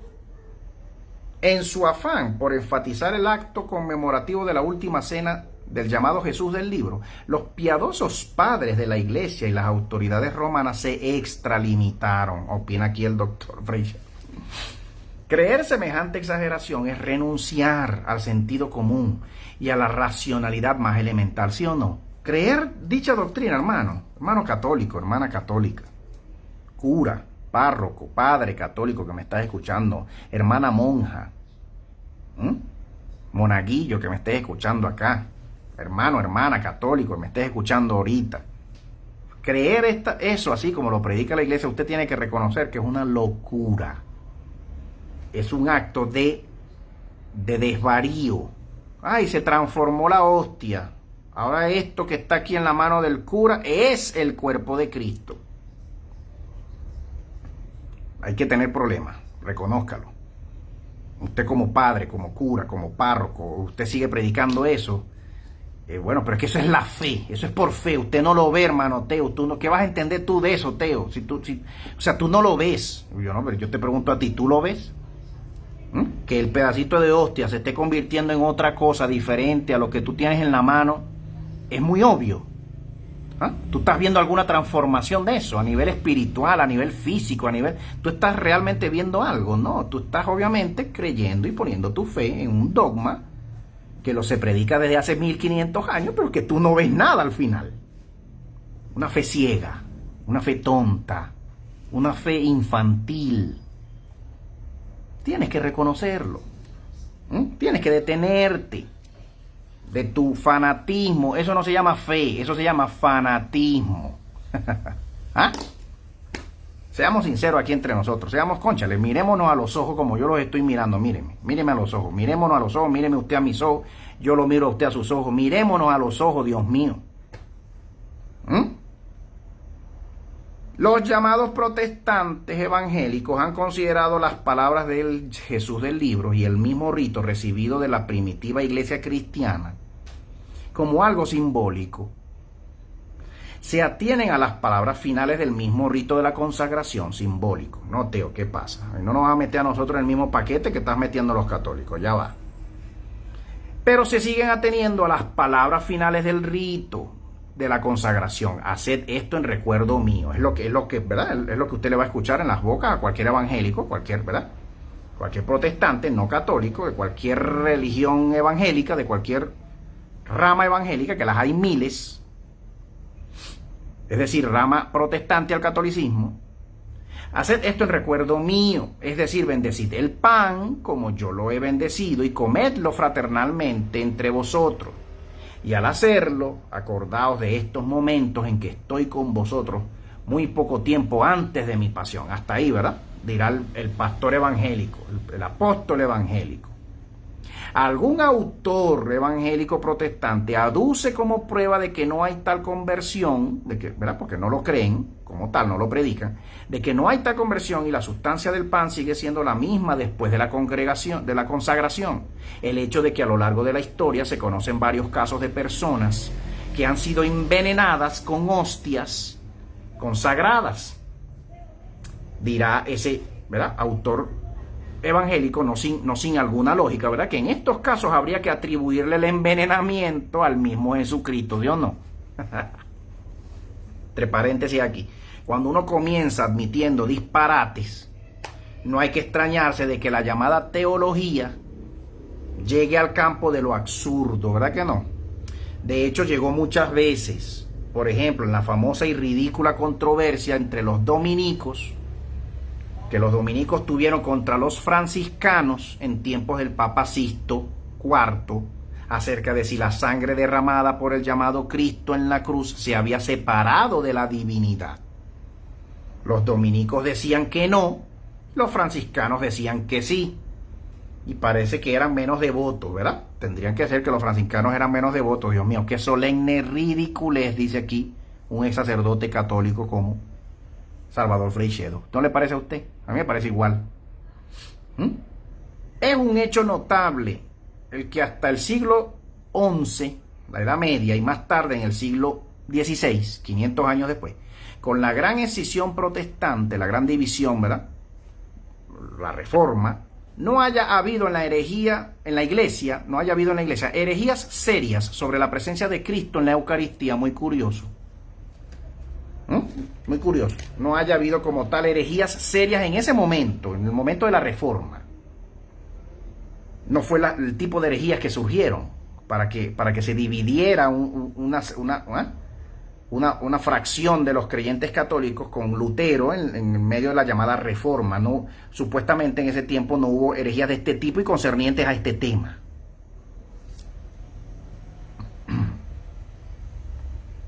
Y digo que es un hecho notable porque es completamente natural que los cristianos, ante un hecho tan extraordinario como la reforma, tan milagroso y tan increíble como lo es la conversión de un pedazo de pan, ¿verdad?, en el cuerpo del Hijo de Dios, se preguntasen cómo podía realizarse semejante cosa y cómo había que entenderla, ya que los ojos decían que allí continuaba habiendo un pedazo de pan.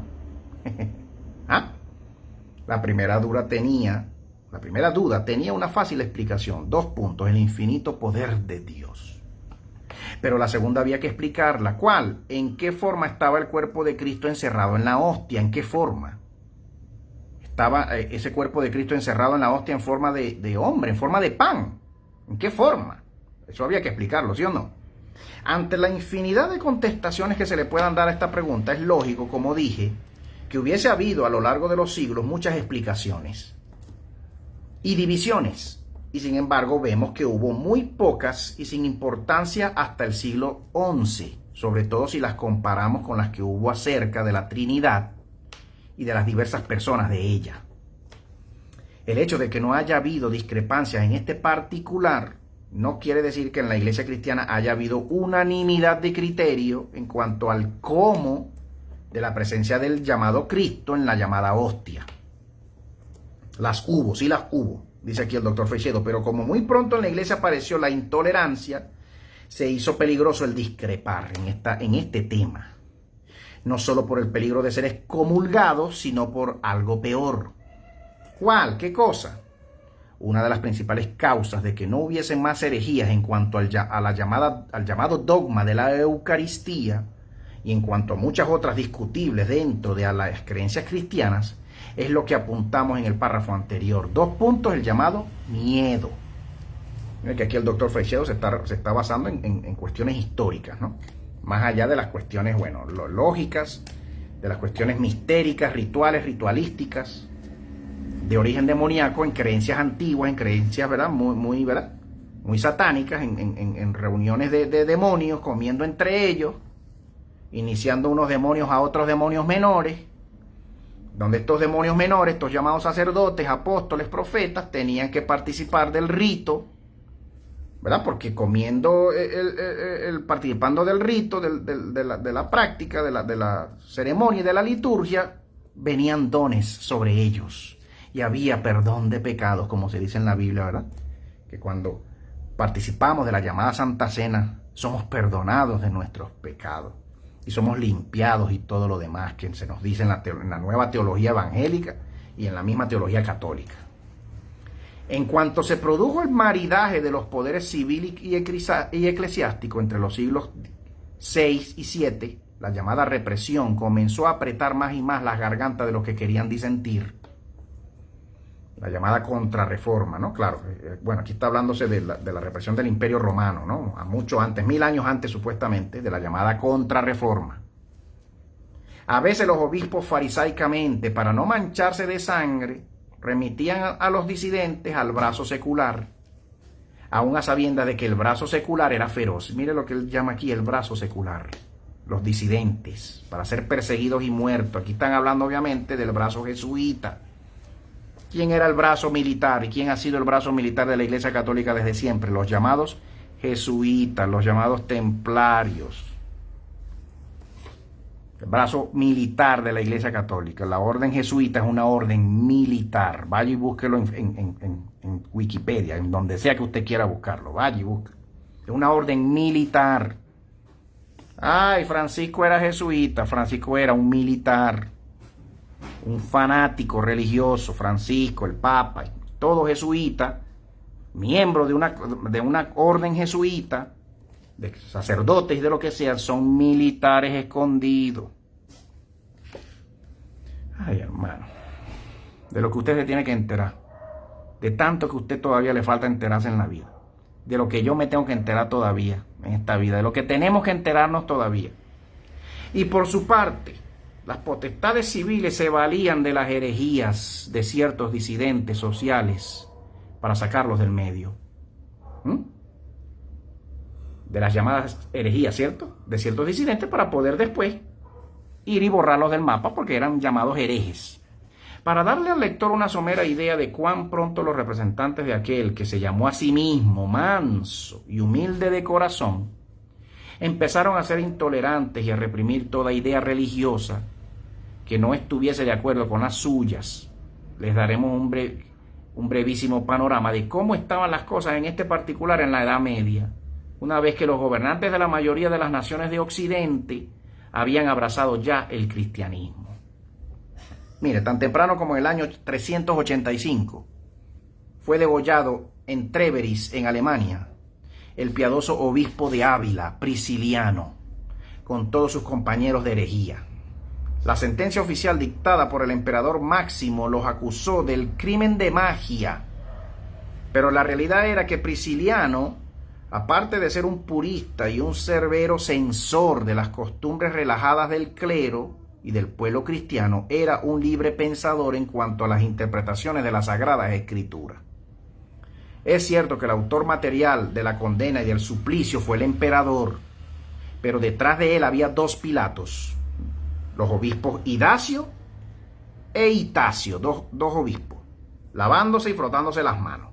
Ellos, como en tantas otras ocasiones en la historia de la Iglesia y de Europa, fueron los que indujeron a las autoridades civiles a que castigasen las herejías que eran un peligro para la estabilidad del reino, entre comillas. 2 sacerdotes católicos, siervos del Dios Altísimo, matando gente y desmatando gente.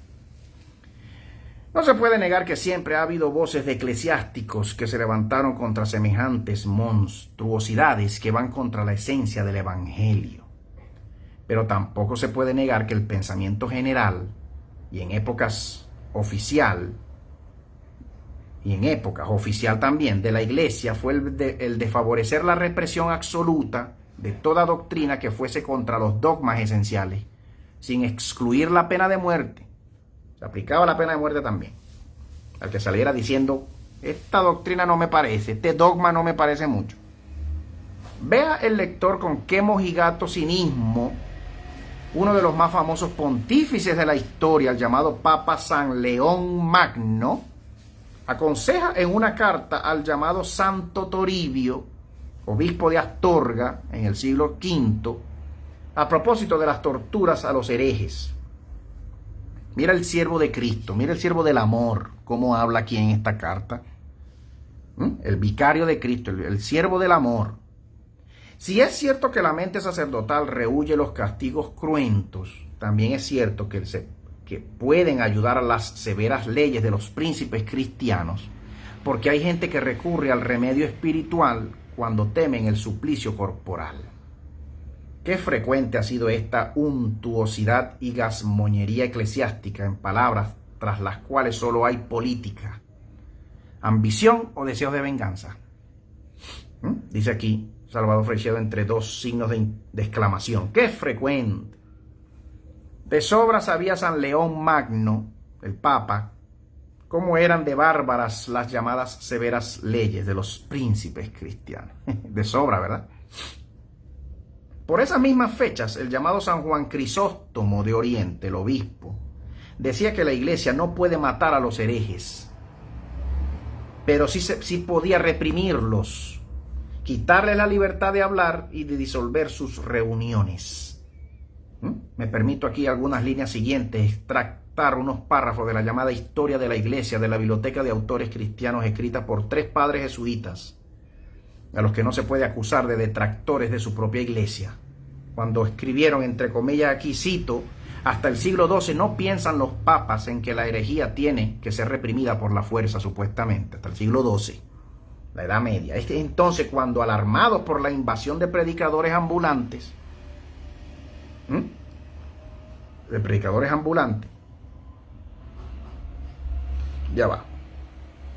cuando alarmados por los predicadores ambulantes que sembraban la revolución religiosa y a veces la revolución social, mandan a los príncipes y a los reyes que procuren el exterminio de las sectas, supuestamente estos autores. Hablando de los papas ya en el siglo XII, la Edad Media. Y así se escribe la historia. Y así la escriben estos buenos padres jesuitas, que no son tan buenos cuando afirman que hasta el siglo XII los papas no pensaban en la fuerza para reprimir las herejías, supuestamente. Los hechos que ellos mismos nos cuentan en los 4 tomos de su historia dicen lo contrario. Y los hechos que ellos callan y que otros historiadores nos cuentan también dicen lo contrario. Pero sigamos echando un vistazo a la represión de las herejías en aquellos tiempos, guiados por estos mismos autores. El llamado Constantino el Grande, el que unció la iglesia cristiana al carro del Estado, utilizándola para afianzar su imperio y afianzarse él como emperador, les confiscó los bienes a los donatistas y los mandó al destierro en el año 316. Al hereje Arrio y a 2 obispos que rehusaron suscribir el llamado Credo de Nicea, los desterró al Ilírico, a la región llamada Ilírica.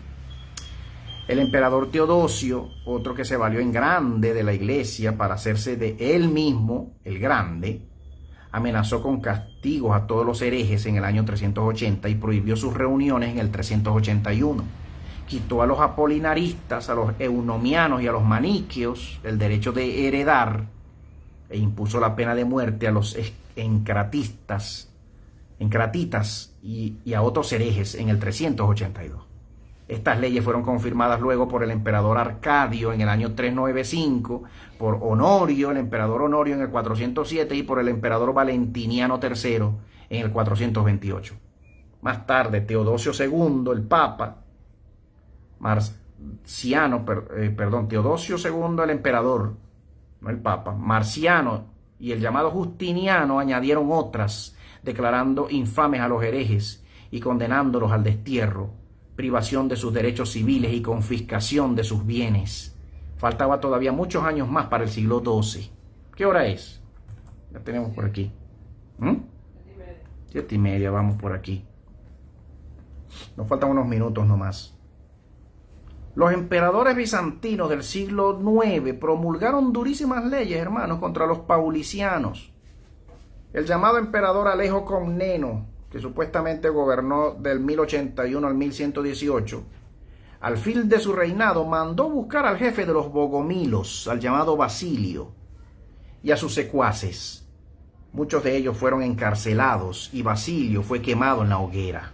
Los llamados vicarios de Cristo, los llamados hombres del amor, hombres de la paz, vicarios del llamado Cristo de la paz, representantes, ¿verdad? Y que todo el mundo los tenía por representantes en la tierra del amor y de la paz. A medida que fue avanzando la Edad Media, fueron apareciendo herejías más peligrosas de acuerdo a las autoridades civiles y eclesiásticas, y la represión fue también haciéndose cada vez más violenta hasta desembocar en la horrenda Inquisición, ¿cierto? Que fue una especie de enfermedad mental o de delirium tremens que le entró al cristianismo a finales de la Edad Media. La historia nos dice que en el año 1022, 10 eclesiásticos de Orleans, en Francia, convictos de maniqueísmo, de la herejía del maniqueísmo, fueron degradados, excomulgados y quemados vivos. Y no satisfechos con ello, al año siguiente quemaron a 13 más en ese año. En el año 1052, el llamado emperador Enrique III de Alemania, que pasaba las navidades en Goslar, en la ciudad de Goslar, mandó ahorcar a un grupo de cátaros en Francia. Piadosa manera, ¿verdad?, de celebrar la Navidad el cristiano emperador, ¿sí o no? Raúl Graver refiere además la muerte de otros herejes hacia el año 1034 por orden de los magistrados, no solo en Francia, sino también en Italia, en Cerdeña y en España. Aquí estamos viendo una clase de historia, hermano. Mira aquí el doctor Freixedo dando historia acá del cristianismo, historia de la cristiandad, de la iglesia cristiana, católica, cristiana en general. Es la primera iglesia, la católica, no es la evangélica. El cristianismo más antiguo no es el evangélico, es el católico.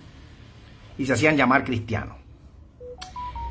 En Alemania, la horca; en Inglaterra, en Francia lo que se les daba era el fuego. En Alemania se les daba la horca. En Inglaterra a 30 herejes, el rey Enrique II en 1166 los hizo marcar en la frente con un hierro al rojo vivo, y después de azotarlos en público prohibió que nadie les diera alojamiento, por lo que en invierno murieron de frío.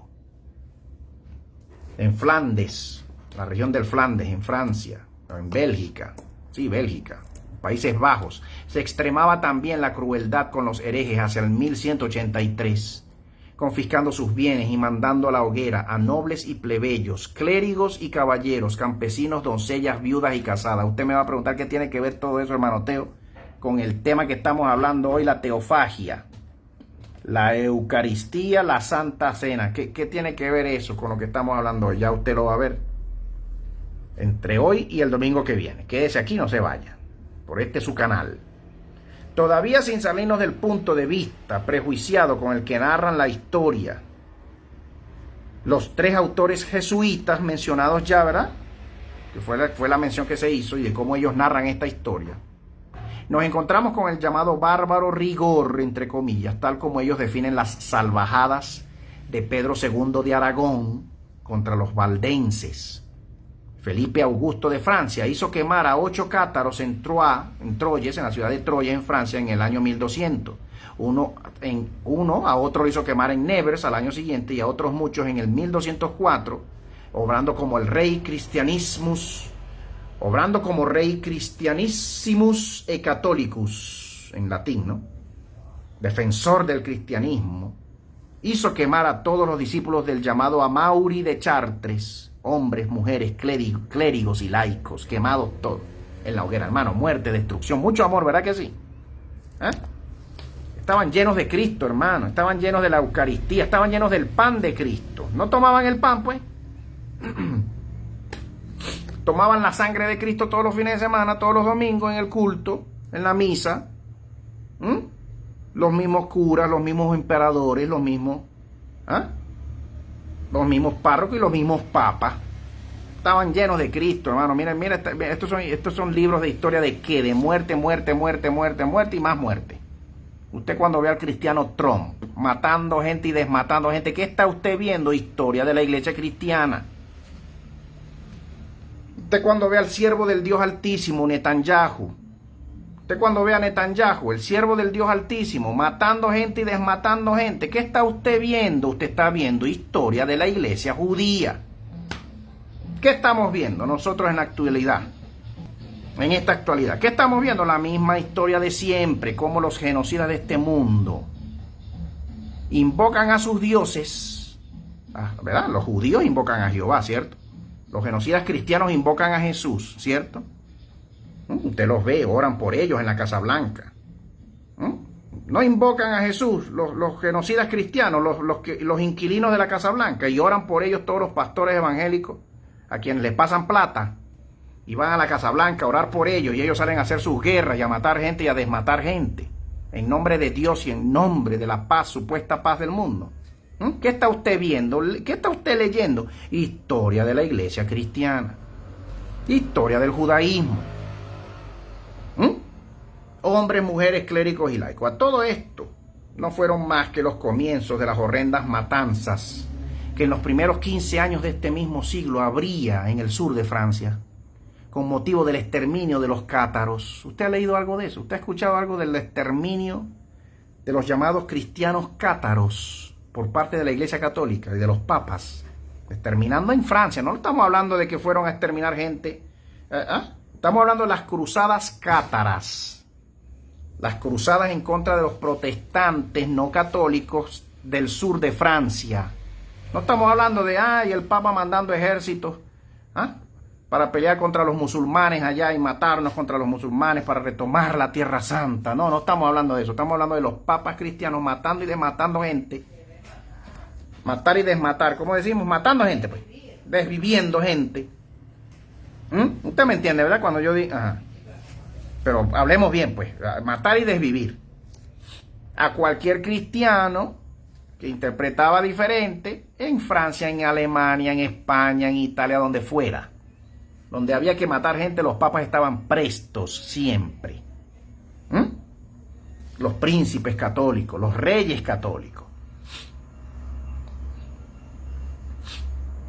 Que si de algo pecaban era de ser fanáticamente puristas y austeros, estos llamados herejes cátaros, y de haber estrechado la interpretación de las escrituras hasta límites enfermizos supuestamente, fueron salvajemente exterminados por varios caudillos cristianísimos y católicos, entre los que sobresalió una bestia humana llamada Simón de Montfort, al que el Papa Inocencio III le dio el título de católico ferviente y admirable, un genocida como él solo, y de hijo predilecto del Papa, muchacho, título a los que el propio Concilio de Letrán añade el de paladín de la cristiandad, un asesino como él solito. No hay palabras con que describir los horrores de estas guerras religiosas, guerras de religión. Búsquelo, hermano, póngalo así en Wikipedia, en Google. Guerras de religión cristiana. Usted va a ver los miles y miles y miles de muertos, masacres, genocidios, odio, muerte. ¿Qué es lo que hay en el fanatismo? ¿Qué es lo que hay en la adoración a demonios? Muerte. ¿Cómo se expanden las religiones? de este mundo, llámese evangélica, llámese católica, llámese islam, ¿cómo se expanden por el mundo? Con muerte, con genocidio, con destrucción, con sangre. Los genocidios acá en la América, supuestos, ¿verdad? Supuesto descubrimiento de América por Colón y no sé quién. De estas tierras de acá, de este lado del mundo. ¿Cómo se expandió el catolicismo y el cristianismo? Y la adoración a Cristo, la invocación a Cristo entre los indígenas nuestros acá en América, con genocidio y con muerte, con sangre, con espada, con mucho plomo y mucha muerte y muchos muertos. Así el cristianismo logró imponerse y llevar la verdad de la vida y del amor y de la paz, y así se logró establecer el cristianismo finalmente con la ayuda de Cristo en nuestras tierras. Alabado sea Cristo. ¿Ah? Sí, un aplauso para esos demonios del cristianismo. Le damos un aplauso a los demonios del cristianismo, a los genocidas de este mundo, cristianos y no cristianos también. De este lado fueron demonios cristianos, de aquel lado fueron demonios con otros nombres. En el lado, ¿cómo cree usted que el Islam se impuso en esas tierras donde el Islam es la religión oficial? Con muerte también, nada diferente. ¿Cómo cree usted que los dioses del hinduismo se impusieron en esas tierras de por allá y hoy manda el hinduismo para allá? ¿Cómo cree que fue usted? ¿Con mucha paz? No fue con ninguna paz. Fue con sangre, con muerte, con destrucción, con genocidio, con mucha sangre, con muchos muertos, muchas almas humanas desvividas. Ya, listo. Así vencen los demonios por el mundo.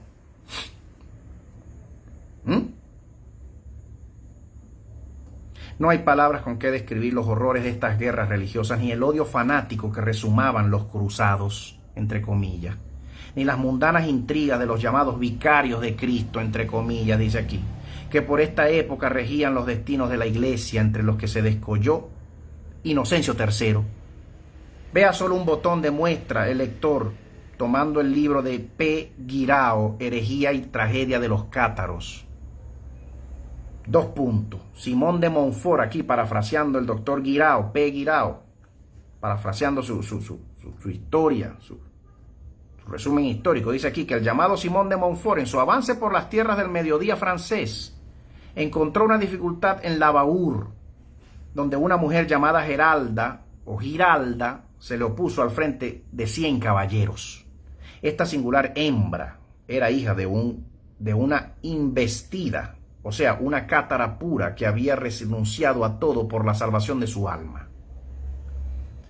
Giralda, aquí estoy citando, entre comillas, Giralda era hermana de Aymeric de Montreal, según la historia, y estaba encinta de varios meses. A pesar de esto, cuando las huestes de Montfort lograron tomar la fortaleza en donde se habían refugiado cerca de 400 cátaros, la valiente Giralda fue arrojada a un pozo.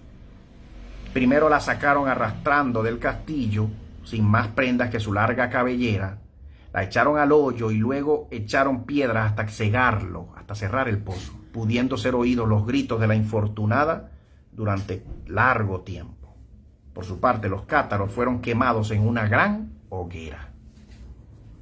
Busque, hermano, busque historia del cristianismo para que usted vea. Historia del cristianismo.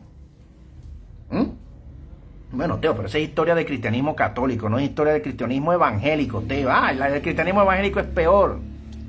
Es peor. Va y busque historia de la Reforma y de la llamada Contrarreforma, peleando los ejércitos reformados, ejércitos de príncipes reformados, luteranos, calvinistas, swinglistas, ejércitos de ejércitos, caballeros de caballeros y todas las masacres que cometían esos caballeros de ambos bandos, atacándose y matándose en las guerras de religión de la llamada Reforma y luego de la llamada Contrarreforma, cuando finalmente los católicos contraatacan a los ejércitos reformados, a los ejércitos luteranos, ¿verdad? Del norte de Europa, rebelados al Papa, a Roma, al Vaticano, y cómo ambos ejércitos y todos esos príncipes y reyes reformados, evangélicos, protestantes, mataron gente y desvivieron gente hasta que se cansaron porque no eran evangélicos, no eran protestantes, eran católicos y ya.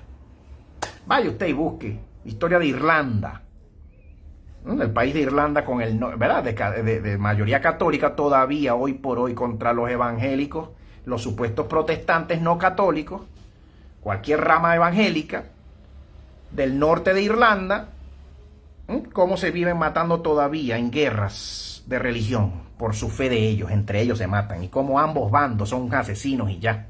Sean los católicos del sur o sean los evangélicos del norte, son bandos asesinos, genocidas de pueblos, de inocentes, terroristas, porque eso es lo que hay en la religión. ¿Qué es lo que hay en la religión? Terrorismo de Estado, sobre todo. Hermano, ¿qué hora es? Disculpe usted. 45. Sí, disculpe usted. Yo creo que lo vamos a ir dejando por aquí hasta por el día de hoy. Quemados en una gran hoguera, los cátaros, una historia muy triste. Yo he leído algo de historia sobre los pueblos cátaros, los textos cátaros también, le cuento. Tiene muchos textos muy curiosos llamados, entre los llamados pseudoepigráficos, entre los llamados apócrifos, entre los llamados... Tienen historias muy curiosas, tienen libros equivalentes a los libros cristianos llamados apócrifos, equivalentes, muy curiosos, unos más mistéricos, unos más esotéricos que otros, pero llamados evangelios también. El llamado evangelio del San Juan, el evangelio cátaro del pseudo Juan, búsquelo, anótelo, todo lo que dice ese libro, muy curioso. Todo lo antiguo de ese texto, de esos pergaminos, de esos rollos, lo antiguos que son, escrituras cátaras que no convenían que se leyeran por Francia, por Europa, que corrieran por Europa, que salieran al mundo, los papas buscaban, y una de las razones de tantas guerras no solamente era acabar con ellos, sino apoderarse de sus textos y quemarlos, porque eran textos que se oponían a los textos aprobados por los papas. ¿Qué cree usted que tiene? ¿Por qué cree usted que la biblioteca del Vaticano es la más grande del mundo? La biblioteca escondida del Vaticano. No hay biblioteca en este mundo más grande que la biblioteca del Vaticano. Ni siquiera la biblioteca del Congreso de los Estados Unidos. Ni siquiera.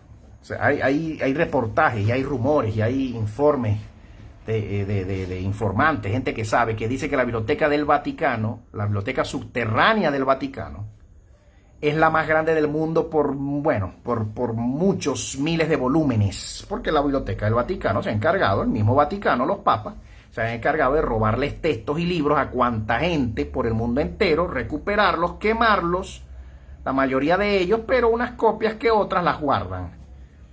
¿Por qué usted cree que hay tanto cuento con la llamada biblioteca secreta del Vaticano? Porque el Vaticano se ha encargado de eso por el mundo entero, de borrar la memoria de muchas creencias contrarias al cristianismo y al Vaticano, y también para poder guardar información. Y hoy se sabe, extraoficialmente se sabe, que la Biblioteca del Vaticano ocupa kilómetros de kilómetros cuadrados bajo el suelo de la Catedral de San Pedro. Kilómetros de kilómetros que pueden hasta sobrepasar los límites superficiales arriba del mismo Vaticano. Se dice que están abajo de la Catedral de San Pedro. Lo que dice mucha gente, muchos informantes. Hay gente que ha bajado, hay gente que ha entrado allá abajo, revisado, ha subido y luego se ha revelado y ha sacado cualquier libro hablando de eso. Esos son otros cuentos, hermano. Hoy quería traerle esta primera parte de este video, de este primer estudio a esta doctrina, la Eucaristía, la teofagia, la Santa Cena, la falsedad que hay en esto y el origen demoníaco que hay en esta práctica de comernos al Dios, de comernos a nuestro Dios y de chuparnos la sangre, tomarnos la sangre de nuestro Dios. Seguimos con este cuento. Hoy no voy a decir todo lo que tengo para decir con respecto a este tema, y obviamente pues no terminamos de leer este capítulo. Terminaremos de leerlo el domingo que viene con la ayuda del Ser Infinito, y terminaré yo de darle otros datos con respecto, y otros pensamientos y reflexiones y hechos con respecto a este tema de la llamada Santa Cena. Un abrazo a todos. Gracias por su tiempo, por su atención, hermanos, amigos. Descansen ya, hoy domingo, mañana es otro día. Un abrazo de mi esposa, las bendiciones del Ser Infinito, del Ser Supremo, del Ser Creador de nuestras almas. Traiga paz a todas sus vidas, a toda su familia, a sus hijos, sus empresas, sus negocios. Traiga mucha paz en medio de tanto dolor, tanto sufrimiento que estamos experimentando hoy en día, en estos últimos días. De tanto estrés, de tanta angustia, podamos tener paz en medio de todo, sobre todo. Es mi deseo, es mi oración por todos los que me oyen, por todos ustedes. Un abrazo Que estén bien, el Ser Supremo Infinito les bendiga. Descansen. Hasta una próxima transmisión.